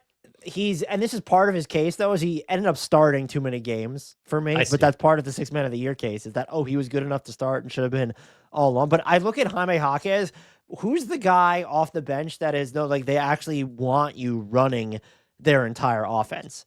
The driving rate is insane. He's in the 98th percentile this year of self-created shot making. He's been probably a little bit better defensively. He's become so critical to just how the Heat are running their offense. I don't know that they're even more so than a Reed Shepherd, who you bring him in the game and he's still just this vessel through which you give the ball to Kevin Durant most of the time. And AJ Mitchell plays off the ball, or Reed Shepherd plays off the ball, whereas Jaime Jaquez is one, if you're playing him off the ball, you probably have some issues there. He doesn't have value. Right. That might be an argument against him, but comes in and his numbers are insane. He's shooting over 50% on his drives, averaging over 15 points per game off the bench, and just running the on-ball share of the offense. I wish he was a better three-point shooter, or even a more willing three-point shooter when you're looking at the actual volume. Feels like he's someone, when you watch him, I do wonder why he doesn't doesn't draw more fouls, but just as a passer on the move, or someone who could score in different ways, just even out of drives, if you want to run some stuff for him at the elbows, or you need him to get out in transition. I didn't get, he wasn't someone that I feel like I gave enough credence to until I really sat down and started thinking about this award. Because if I would have went off cuff, it would have been something like, what about Keldon Johnson? What about Tim Hardaway Jr.? Naz Reid. I think Naz Reid for sure. I also like to factor in, and I think this is, with AJ Mitchell, given how the Thunder injuries were, with Reed Shepherd, we know he closes games in Houston. Like Jaime Jaquez Jr. He's a Sixth Man of the Year who's also a legitimate closing candidate. You're not going to get that with a lot of the other candidates, where Tim Hardaway Jr., in some lineups, but most of the time, if Denver's healthy, it's not going to be a discussion. You're going to want to default to your core five. Right. It's like, it's not ideal that Tim Hardaway would close a game for you if you're Denver. It's because you're not whole or something's gone wrong. Right. Are there any other? I think you mentioned Reed, mentioned Keldon Johnson. Jaquez was a consideration for me. There is one. Quentin Grimes is going to run away with minutes played off the bench. So there's a volume component there, I think. I think he's gotten written off a little bit just because he's not the guy that he was down the stretch last year for the Sixers. That was just, he was over his head, and that was a weird role for him. But in terms of volume impact, he's got a case against just about anybody. Didn't make my ballot, but did you consider him or anybody else that we haven't touched on yet? Yes, I did give him some consideration. I also considered Cam Spencer. Anthony Black ended up starting and just like he was on track to start in too many games. He ended up at 40, so he definitely would have cleared the halfway threshold. That's really about it, though. I think when it came to with Quentin Grimes, that was a good call out there. But yeah, Cam Johnson was probably the one that I considered really throwing him into the top 3 of my ballot.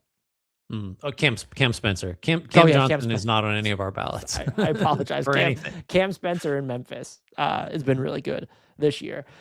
You said that's it on your honorable mention. Yeah, right? I don't have any other strong considerations. Clutch player of the year. Who cares? Oh, sorry. Did I just say that? Who do you have? I went with. I mean, this is a stupid award. Why are we like? Replace this with comeback player. Replace this with. I don't know, make like the sportsmanship award a bigger deal and put it in the real behind the awards curtain here for everyone watching or listening. Yeah. Grant is so against this award that when I sent him his ballot to fill out so I could make the graphics for the podcast, he just didn't fill it out. He refuses. So here's what really happened. So the result was I didn't fill it out.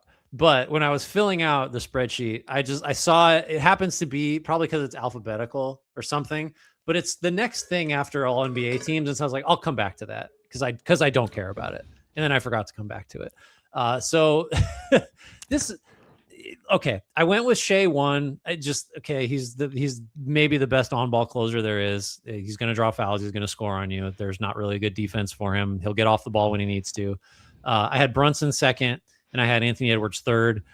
If you go look up clutch scoring per game or per clutch, I don't know. It's not really per game. Per 5 minutes, I guess is what we'll call it, since that's the definition of clutch within 5 and last 5 minutes. Those 3 are all way up there, and though not top 3 in order, but among the higher scorers in clutch time, their efficiency is among the best. I'm not going to pretend that I looked into this much more closely than that. This is a dumb award. I hate it. It's stupid. I do think this is the award, though, if you wanted to go off vibes or anecdotes. This is the award that's made for it. And I think SGA and Anthony Edwards, in addition to their statistical cases, both have that down on lock. So they were my 1 and 2 respect. And Shea is just, I'm thinking like Jokic of 2 years ago. I'm trying to remember of another player where every shot down the stretch, I just assumed was going. He's reached that level. Remember how Steph was at one point too. I thought about VJ Edgecombe here. He's like tied for, I think he's like 5th in made 3 because there's a 4-way tie for 1st. And he's just like 5th in made 3-pointers in the clutch, but that just feels a little disingenuous because Tyrese Maxey, if he's going to be on the floor. Right. Jamal Murray's shot making in the clutch has been insane, but I know you said it's not about the statistics, but Denver's 500 in crunch time, and they've lost the minutes that he's been on the court. Just felt like I couldn't do it. Jalen Brunson has the statistical and volume. That's why this is a stupid award, because this award tells you that Jamal Murray's a bad clutch player. And it's like, because Denver routinely gives that guy the last shots of games it wants to win. So like, what are we talking about? Wait, so if you don't make an MVP ballot, that's saying you're a bad player? Just because you didn't make clutch player of the year doesn't mean you're a bad clutch player. It's it's weird how some guys are clutch some years and then not the next year. It's almost like the information we use for this award is like small and subject to vagaries. And it's like, I just don't. Who likes this? When, like, how old is this award? Is this like 5 years old now? Is it more than that? I think it's around there. So many more interesting things to give awards. Well, so I will say, by the way, VJ Edgecombe, this is a team thing with 2nd in crunch time plus minus. Just random. That's fun. Shea leads it. I don't see him on your ballot, Dan. I'm hearing a lot of nice things. I don't see him on your ballot. Yeah, he's a bad clutch player. That's why, like you said. To your point, though, I don't mind the existence of the award. Do I necessarily want to fill out another ballot and talk about it? I hear myself talk a lot. I do it a lot for a living, but so maybe not. But where do you boil down to when people use these clutch moments or these snapshots of heroics in the MVP discourse? Towards, Shea ended the MVP debate. Well, I want to say, wasn't there a case where, like, maybe during Russell Westbrook's MVP season where he had, I don't know if clutch player existed then, but he won them a bunch of games late, right? And it was there. Do you remember the shot? The photo is tattooed to memory, like the actual still shot. It was him in Denver, I think, hit a game winner, or maybe they were in OKC when he hit the game winner. But that was the night that everybody decided Russell Yeah. Westbrook was Yeah, going to yeah. win the MVP. And it felt like, didn't Shea have that? It might have been against Denver. But Shea had one of those moments too, and I think it was against Denver because it was the MVP. The two battle. threes, the three to tie. Yeah, Yeah. he put him away by himself. So I guess like here the real problem with clutch being based on tiny samples is that it's not predictive. That's inherently the issue with small sample stats. You like in the Westbrook example though, like he really did win those games. Now you could say like, well, if he'd hit 2 more shots in the second quarter, it wouldn't have been in a position to have to win the game. So like that falls apart a little bit too under some scrutiny, but those wins counted. And so maybe if you're breaking ties for other awards, maybe you consider like, yeah, no, Shea's 3 really did add a win to the ledger. The point is winning, so that should count for something. I just like So I'm sorry, moments that can in your mind shift in MVP debate aren't worth discussing as their own awards category. Here's the thing. I am trying to make the case for this mattering, and I'm doing a bad job of it because I don't believe it. I don't know. Name who is? Can you name all the clutch player of the year winners? So this is the best question you've ever asked me. So Jokic must have won it, right? No, there's no way. He's never won it. I'm gonna look it up now because I don't remember off the. I think De'Aaron Fox won it. I definitely remember talking about. Yeah, there's him been a 3. lot. This is the 4th iteration of the award. Ooh, okay. So Jokic, there have been 3 winners, and you have not named a single one of them yet. And Fox didn't win it. Did Jalen Brunson? Oh no, Fox won it. Sorry, that's one. How about he won the Brunson? first one. Brunson won last year. That's 2. Is Steph in there? And he's the 3rd one. All right. So hey, so listen, I know all about clutch player of the year. I would have gotten Brunson and Fox. I don't know if I remember. I'm sure he was probably. I probably picked him to win it, but I don't know if I remember Steph's at 24. All right, that's enough on this stupid award. Let's move to one that Let's actually spend matters. a little bit more time on. This is everyone's real favorite, Coach of the Year. Who's your ballot? Joe Mazzulla. I just don't think the Celtics are what they are if they're not wired real tight competitively and strategically. And I think that just is the coach. There's other factors, but like we thought we missed their over under by so much. They were supposed to be so bad. And it's not like, you know, they didn't trade for anybody great to like throw the predictions off. They just got an awesome year from Jaylen Brown and everybody else played well. So I'm giving it to him. I've got Charles Lee second. I don't know how the Hornets became a good defensive team, so I'm just giving him credit for that over a large chunk of the year. And then Daigneault is third for me. Let's not overthink it. Like the Thunder still just are going to win more games than anybody this year. They've had a bunch of injuries and they've figured it out. So I like to throw one established, really good coach in there into an award that tends to reward guys that are young and like turn teams around and stuff. I don't like to forget about the Daigneaults and the Spoelstras and all that stuff. Yeah, because it feels like the winner of this is the Who Exceeded Expectations award a lot of the time. We both picked Mazzulla pretty clearly. It is, but it's more interesting when a coach who he's not new. This isn't Joe Mazzulla's first or second year. Now you have the track. He's won a championship, right. But Joe Mazzulla was one for me. I had Jordan Ott at number 2, so I fall into the trope, but. The Suns, speaking of, they were supposed to be bad, and I don't know that you looked at the personnel on this roster and thought they're going to be a hellacious defensive team. I probably thought Jalen Green was going to play more, but still, that didn't think he would be hurt for so long. And like, there's a culture there now. We talk about things maybe going rotten in Houston. They had gone rotten in Phoenix. I don't know what the common denominator there is, but they had gone rotten in Phoenix. We'll never know. It's a mystery. So, and then I have Mark Daigneault at 3 as well. He's a tactical genius. And also, when you look at the value the Thunder lost to injury just by virtue of Hartenstein missing games, J-Dub missing so many games, and like being able, the other thing that the reason Case and Wallace or even an AJ Mitchell exists is they've been able to find minutes for these guys while they're still winning, like when they were quote unquote developing. And so his ability to always do that is something I've like, even it's with a Jay Will. Too. Like, we don't know as much about these players if Mark Daigneault isn't finding ways to get them.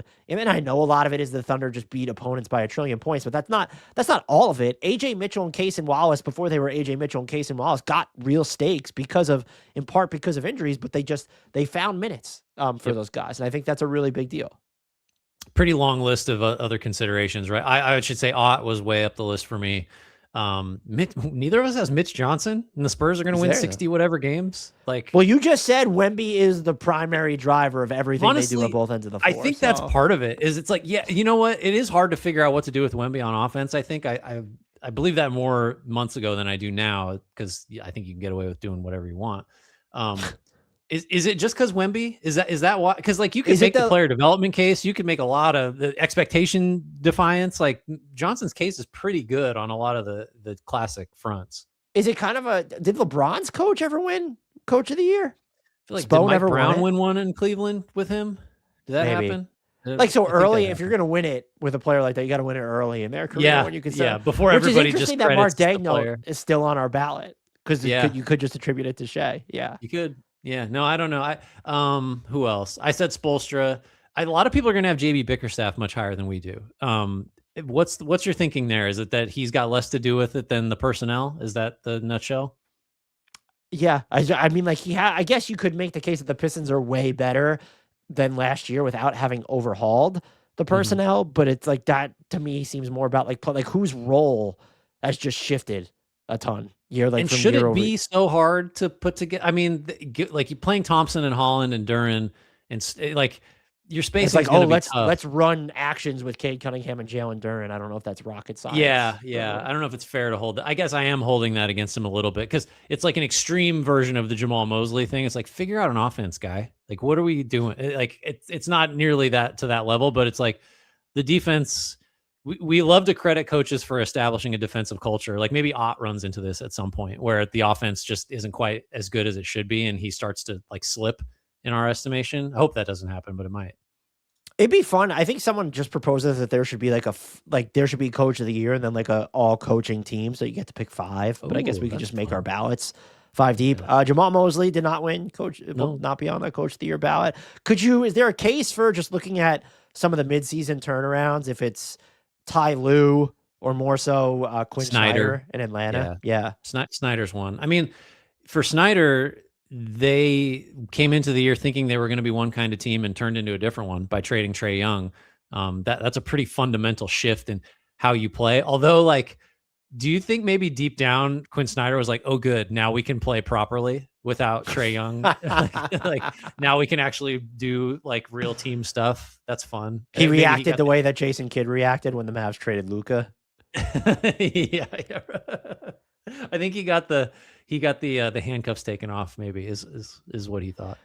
And in terms of midseason stuff, I mean, James Borrego, there was the report that the Pelicans don't want him back. Were they against him bringing Fears and Derek Queen off the bench? Like they've been a competitive team, since he took over. So he would deserve a shout. I'm trying to think if I had Charles Lee on my list, obviously. Where's Doc Rivers rank for you? Hall of Famer Doc Rivers. You address him by his proper title. Darko Rajakovic, we were pretty high on the Raptors coming into the season, but they've just been better while being imperfect than most had them being. So it's a weird team. We should have a coach who does the best with a weird team. I think he would win. I think he wins that one, right? Maybe Mazzulla, does he win that one too? But otherwise, it's Darko Rajakovic has to win that. Like when you look at the personnel that he has, that's a tricky one. And just like him as the coach, that's perfected the way to use RJ Barrett. One of the more random developments, right? Right. Yep. I think this is the final word before we get to the meat and potatoes of this podcast, which is the made up awards. But Grant, take us through our executive of the year ballot because it's the same damn thing. Chalk. Ansi Saleh, who like has held this down for the entire season, basically, like since the draft night trade. Obviously the Alexander Walker, I guess it was technically a sign and trade, but that acquisition, ridiculous. You could stop there. I mean, they traded for an unprotected first rounder, and they got the guy that you said was the most improved player, and I said was number 2. Pretty good. Brad Stevens, just like how do you keep a team? They lost 60% of their start. Like they just lost everything, and they were still good. And a lot of that had to do with guys like Jordan Walsh and Hugo Gonzalez and Baylor Shireman and unheralded Neemias Queta, like all these guys that either were drafted or acquired with very little fanfare that ended up playing great. Like, and look, this isn't all of it, but you ducked the tax without trading a first round pick and while still being on pace to win like 55 games. And you made a bad with no trade. Jason Like, Tatum. sort of. You traded. Does he deserve to fall off the list because of the Vucevic trade? I think some Celtics fans would say yes, but I wouldn't. Sam Presti third. It's a little bit like Dagnall. Like, we just need to continue to acknowledge that. I mean, even really to a greater degree than with Dagnall, we need to acknowledge Presti is just continuing to hit like the Jared McCain trade. Just, I mean, on its own is like the they Sixers just sold high. They had too you, many guards and they sold high, which is why they Yep. needed to sign campaign. Right. No, that by itself. I mean, Mitchell sort of is a feather in his cap, I think. Well, the contract that they have Mitchell on now is highway total robbery. of $9 million for 3 years. Stupid. And then even I don't know how much of a like negotiation this was, but neither like Chet nor J-Dub got like the full on. And it ended up not mattering, but you put yourself in a position that, like, for Chet specifically, him not having the escalator language ends up mattering to the Thunder's finances because he's probably going to make. I'd be pretty shocked actually if Chet doesn't make an All NBA team. We both you had him second, I had him third, I think. Or he'll make it. He's got to. Yeah, no, that's a good call. Anybody else that we haven't talked? I mean, this you could kind of grab from wherever if you really wanted to. Like, you might just go, I don't know, just look at the standings and be like, okay, this guy put together a team that's third in the East or whatever. So I guess we're gonna honor the Knicks. Since by the way, part of Auntie Salah's case is like, so we liked it the Kristaps Porzingis trade when it happened. It doesn't pan out, so then you move him and get Jonathan Kuminga, who's just been balling, and now you roll over that salary slot into a younger player. Yep, who would have way more? I probably has more trade value than Porzingis. Who? Anybody else? I don't know. I don't know. We can move on probably. Well, I was going to say, I'm trying to think of, no, I wouldn't put them there. Charlotte, nothing's happening. They did over like Knipple drafting Knipple wasn't a no-brainer, right? Dylan Harper was the no-brainer pick, as was Cooper Flagg. And all their rookie, like Kalkbrenner and James, like that's a pretty darn good draft. I mean, Knipple by himself is, you sort of are one of the biggest winners. But yeah, that's a good one. Where do you land on? I mean, Miami got Norman Powell. Been up and down, but that was a highway robbery of a trade for them. Yeah, and maybe earlier in the season when I couldn't shut up about it, maybe I would have given more credit for like green lighting the offensive changes, but ultimately, you know, the Heat are number 10 in the East, so big deal. Obvious one, Brian Gregory in Phoenix. Jordan right hire. Yeah. The Kevin Durant trade's working out for them. Malawatch has shown some things later in the year. Yeah, I think that's fair. Trying to what about the Clippers? That Beal trade was awful. So you swap Norman Powell for Beal and like John Collins, essentially. That doesn't work out. But then, go ahead. If I agree with you, does that mean I'm also going to be shielded from any aspiration-related punishments? Is that looks like the tenor of that Baxter Holmes piece was just nothing. It doesn't seem like anything's really going to come of this. Did you read the ESPN piece that Baxter Holmes had on the investigation, the latest? Well, what I did see was the recent sort of like counter arguments that are leaking, where it's like, no, it was aspiration wanted to buddy up to Steve Ballmer and the Clippers, and so he initiated all this stuff, and whatever's illegal going on with Kawhi was coming from him because it just, you know, he wanted to ingratiate himself to billionaires because his company was going under. It's like, I'm sure that's what the Clippers will say. My biggest takeaway from that piece is the hilarity of a company who's touting their carbon offset, green bank, whatever, is they had bobbleheads made with their name on it, and then the packaging, their branding was on it for the Clippers to give out of Kawhi Leonard at their games, and then asked them to neuter it at the last minute because it was plastic, and that would have been like a bad. How did you not think of that? And they couldn't, so they could remove the packaging, but they couldn't actually remove the aspiration logo from the Kawhi Leonard bobblehead. So did they just set them all on fire and send the fumes into the atmosphere? Is that what they did? But that might be their best argument for innocence in all this, is that as the company that's this massive and this is their entire business model. We're going to commission, we need 10,000 Kawhi plastic bobbleheads and ultra plastic packaging made, and that's not going to be a bad look when we put our branding all over it. It's weaponized incompetence. I think that's it there. Are you ready to get to some stat padding awards, Grant? Absolutely. So I will take us through our first category, which is, let me bring it up here. Grant, which NBA players are you teaming up with during a zombie apocalypse? Number one with a bullet, and I would take him over any other two. Healthy or not, I should put out there is Steven Adams. I do not think zombies approach you if Steven Adams is nearby because even they understand what they would be in for. I imagine him to be resourceful. He runs a dairy farm in New Zealand, so he's comfortable out there. If the societal food supply collapses, you're gonna be okay with him. And then obviously, like I said, the brute strength.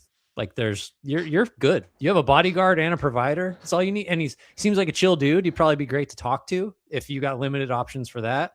Bruce Brown's a distant second. And that's just because he wears cowboy hats and he looks like Woody Harrelson from Zombieland. And he made it quite a while in that movie. So pretty easy choices. I would nominate LaMelo Ball, who has, let's just go through this here. Really think about a zombie apocalypse.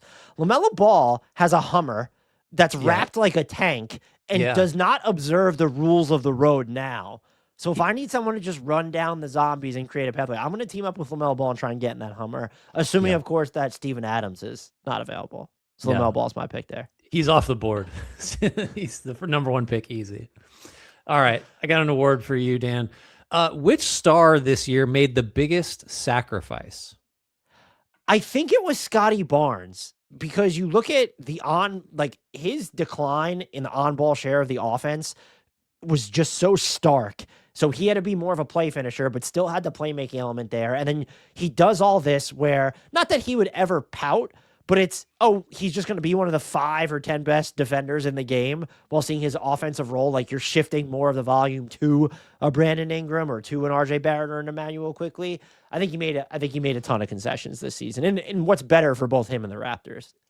Yeah, I was torn here. I think I'm going to go LeBron James. I know that's you're picking LeBron for some award. Congratulations. He really did just kind of change the way he was playing midstream. It was clear he should be the 3rd highest usage guy. He embraced that. And that's how many superstars or former superstars do we see? It just kind of doesn't happen. Like Russell Westbrook's still trying to win MVP. Like that's a tough thing to do for a player at his level. Cooper Flagg is like a dark horse pick because that dude just was okay running point guard on a team with no spacing for a good chunk of the year and didn't complain about it. That was not the best way for him to succeed. It might ultimately help him in the long run, but like he was asked to do something real tough that was not in his skill set, or at least not his build skill set.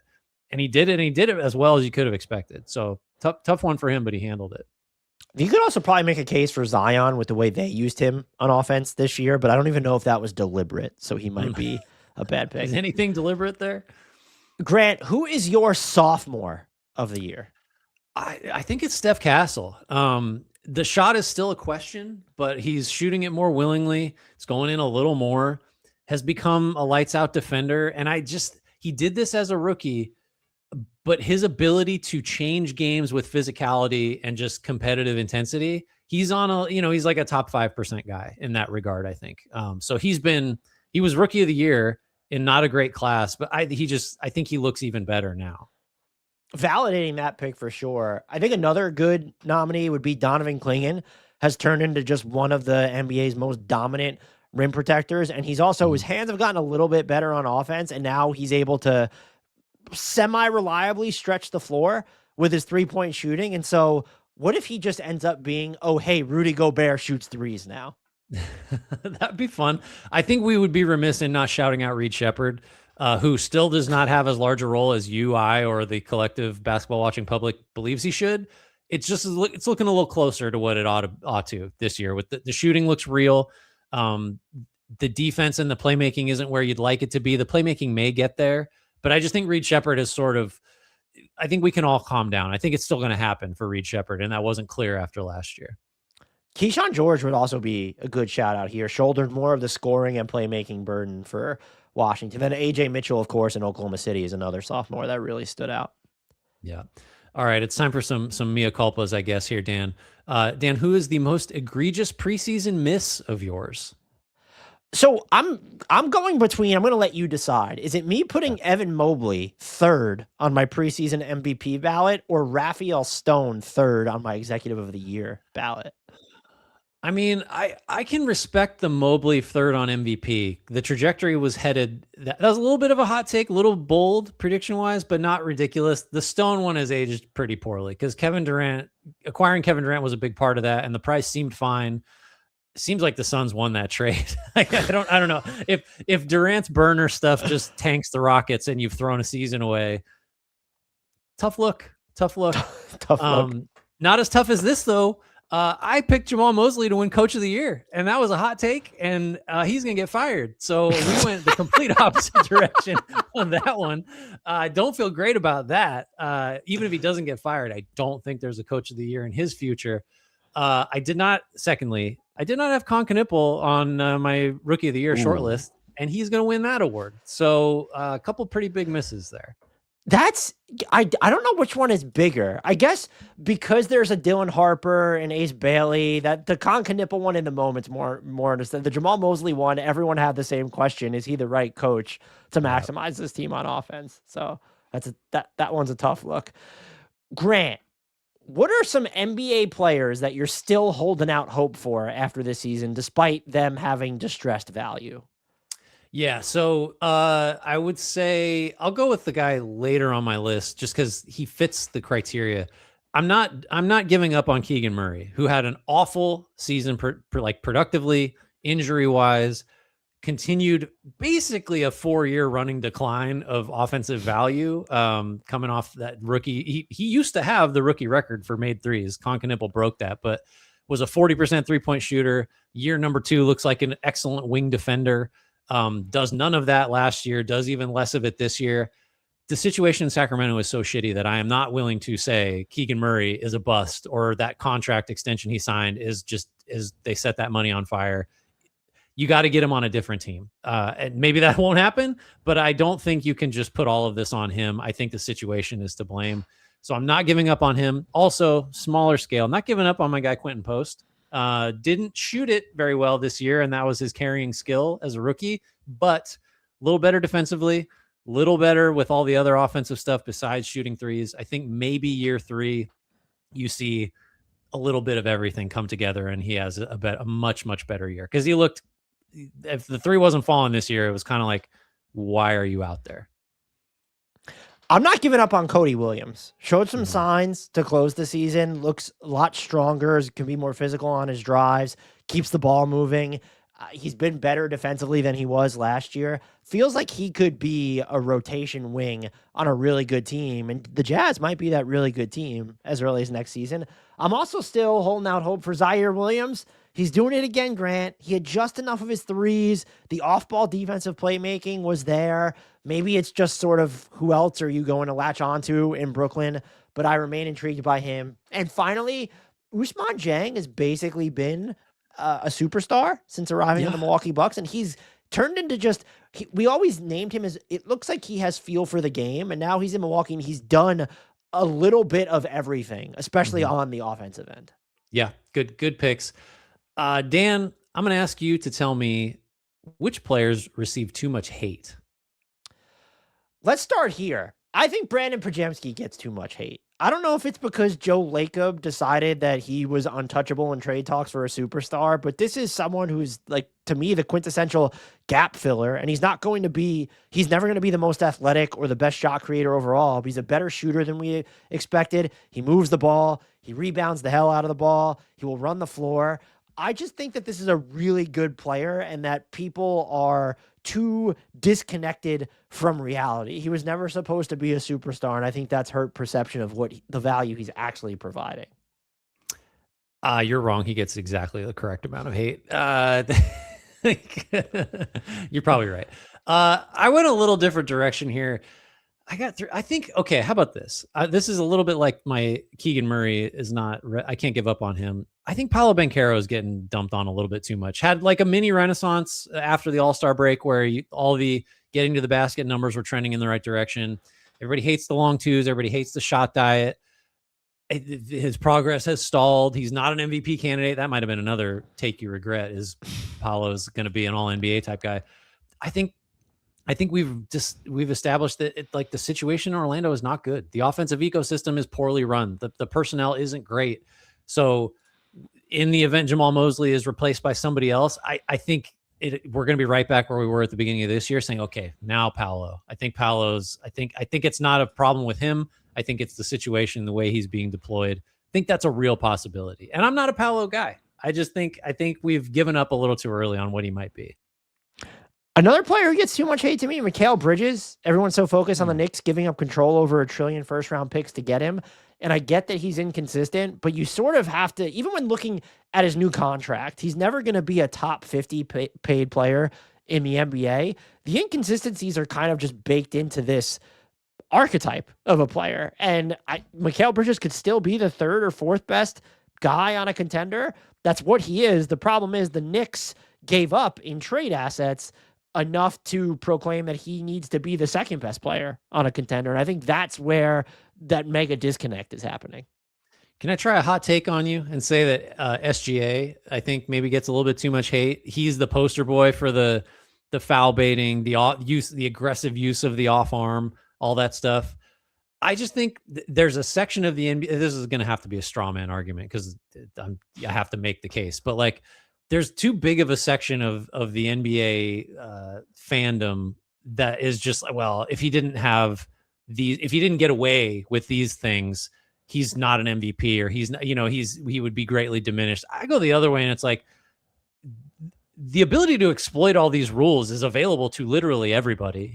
Don't penalize him for figuring it out. And I guarantee you that when the rules change, he'll figure out a way to score just as effectively in those new circumstances. I'm annoyed by the idea that he's somehow a much lesser player if the rules are different. I just think that's crazy.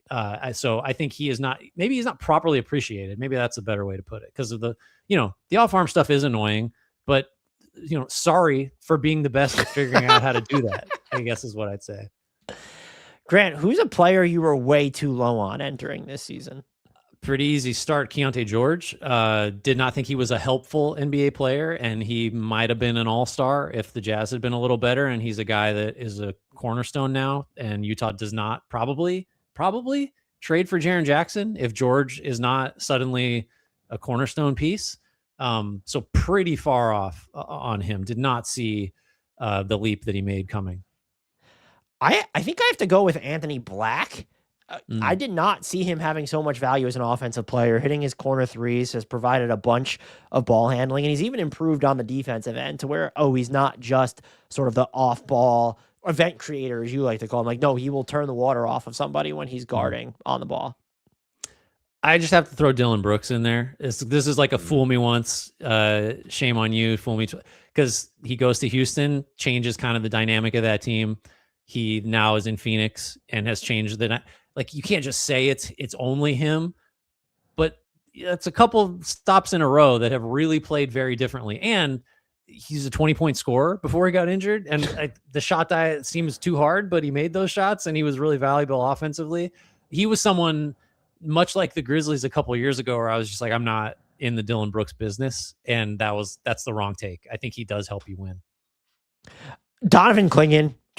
I was out on him entering the draft, and I recognized that he was better during his rookie season, comes in during his sophomore year. Not only is he just better offensively, he could stretch the floor a little bit, better hands around the basket, like we've said before. One of the most dominant rim protectors in the game right now. This is someone who I think has a case to have made all defense this season, which leads me to believe he's probably going to make an all defense team sometime in the near future, which I did not have him penciled in for. No. All right, Dan. Give me a player that you were too high on coming into this season. Oof. I'm going to go with Terrence Shannon Jr. I was not worried about the Timberwolves losing Nickeil Alexander-Walker, who might win most improved player, because I thought Terrence Shannon Jr. was ready, was going to give you more rim pressure, be a little bit even more of a physical defender, and at least replicate some of the shooter. Didn't ever have the same shiftiness on the ball, but I just thought the Wolves were going to be fine. I know he's been injured a lot of this year, but he's basically not even a Wolves rotation player, while Nickeil Alexander-Walker's been a borderline all-star. That's rough stuff. I'm going to go with Khalil Ware. This is a lesson that whatever the physical tools are, don't forget to ask yourself the question, does this guy understand what's happening out there right now? And the answer for him has been no a lot this season, and he's driven his coach mad. And so that might be something you can't teach, the like processing speed, the like being in the right place stuff. And I overlooked that, and I just saw the talent, and that was a huge miss. I don't know what his future is, but it is nowhere close to as promising as I thought it was coming into the year. I was also pretty wrong about Miles Turner. I had talked myself into the Bucks, understanding why the Bucks waived and stretched Damian Lillard to sign him. You need a floor spacing big alongside Giannis. It's a prerequisite. That hasn't changed, but this has been Miles Turner's least impactful defensive season to me in recent memory, and has not provided nearly enough offensive value. And now you have him on this contract for another 3 years. That's not only costing you $20+ million a year for Miles Turner, but it's the other $20+ million a year you have in dead money for Damian Lillard. So all of a sudden he's this $45 million a year player who's providing mid-level value at best at the moment. I thought the Bucks were going to be better overall. Giannis's injury were part of that, but Miles Turner underachieving factors into. Couple quick ones. Ja Morant, I thought maybe it was just the on-court stuff would be fine, and he'll certainly mature, and like the talent levels decreased and the injuries have increased. It's just, I wanted to give him one more shot. He didn't deliver. And Evan Mobley, the trajectory did not continue upward unabated. He's not a bad player. It's just kind of thought this was going to be another mini leap to, he's just going to be an MVP thought, going to be a first team all NBA guy. Hasn't happened. I'm going to be wrong again, because I'm going to put him right back up there starting next year, I bet. Grant, who is a player whose team would be better off without them? Who wins that award? I mean, the Atlanta Hawks were better without Trae Young. Does that count? Do we start there? Is that too high profile? Kind of unfair. I'm going to say Cam Thomas and Benedict Mathurin. I'm just going to throw my chuckers out there. I think NBA roster builders, we have reached the point now where you can't have the empty scoring two that doesn't defend and can't figure out how to pass the ball. Like, just that player type. Everyone's lamenting small guards being useless now. Sure. But I think the high scoring bench gunner guy, I think we're good. I think we're good on those types of players going forward.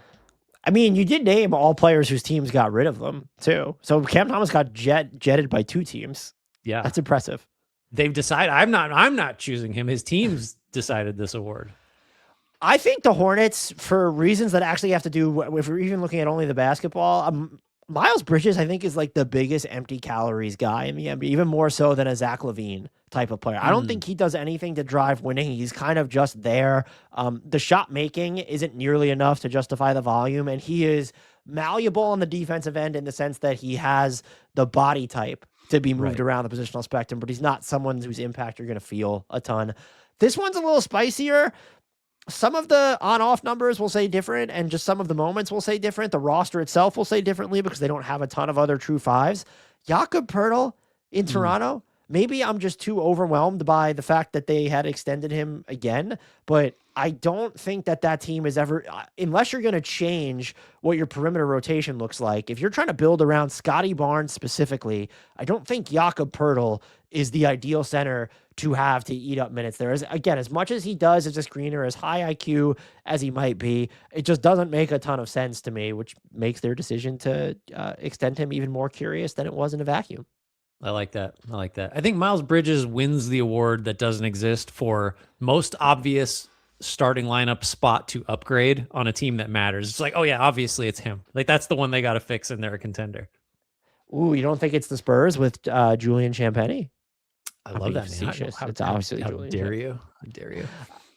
What did you think? We made it through the awards in just over 2 hours.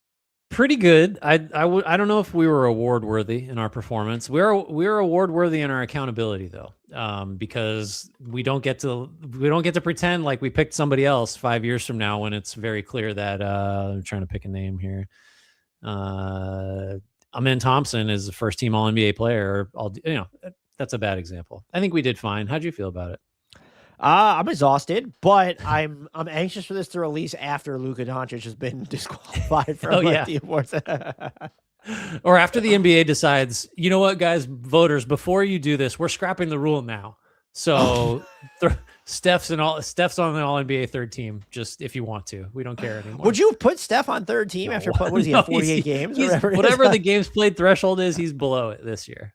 If we did like on Easter per game per game All NBA, I'd put him on there. But I don't think Here's the new way we do awards: is we pick a 10-game sample size, and we choose our MVPs and All NBA teams based off who has the highest 10-game peak each and every season. That's so is Bam Adebayo, because he had that one game, is he going to be an All NBA first teamer? Just well, how did the other surrounding games impact? If it's a rolling peak. I mean, it's going to be hard to have a bad 10-game stretch if one of them has 83 points. Imagine if we did 10-game peaks. Do you know how many MVP awards Kawhi would probably have at this point? I mean, he had a pretty good stretch. Luka with this, he's got to have a stretch in the middle of March that was just unbelievable. Yeah, next year we'll do it. I think that's the way to go. That'd be so great. No, that'd be awful. But yeah, to close, please do away with the 65 game rule already. I don't know who it's helping or what it's accomplishing at this point. Nothing. In theory, it should make our jobs a little easier because you can't pick this player, but it's really just made us crankier. Yeah, which is hard to do. Pretty cranky as a baseline. So it's a bad rule if it's increasing the crankiness. You got anything else we should discuss, or shall we call it? No, let us know who your awards picks were in the comments or join our Discord. Love to hear from everyone who they have. I think that all of our picks, even the ones that differed, were just perfect. Me, honestly, I think the biggest surprise of the exercise was having Chet Holmgren first team all rookie by me. I think he's probably pretty surprised. When he watches this, he's gonna say, "What happened?" I mean, he technically didn't have a rookie year, so I mean, he kind of honestly he wasn't even first team; he was second team. So it'd be better, Chet, if you were maybe make first team, maybe next year. Try to beat out Cedric Coward next time. Get it together. Thanks everybody for listening, for watching. Remember, rate, review, subscribe. Leave us a comment on YouTube. That helps the algorithm love us back. As Dan said, join our Discord. Links for that in the YouTube and podcast description. Tell your friends, tell your enemies.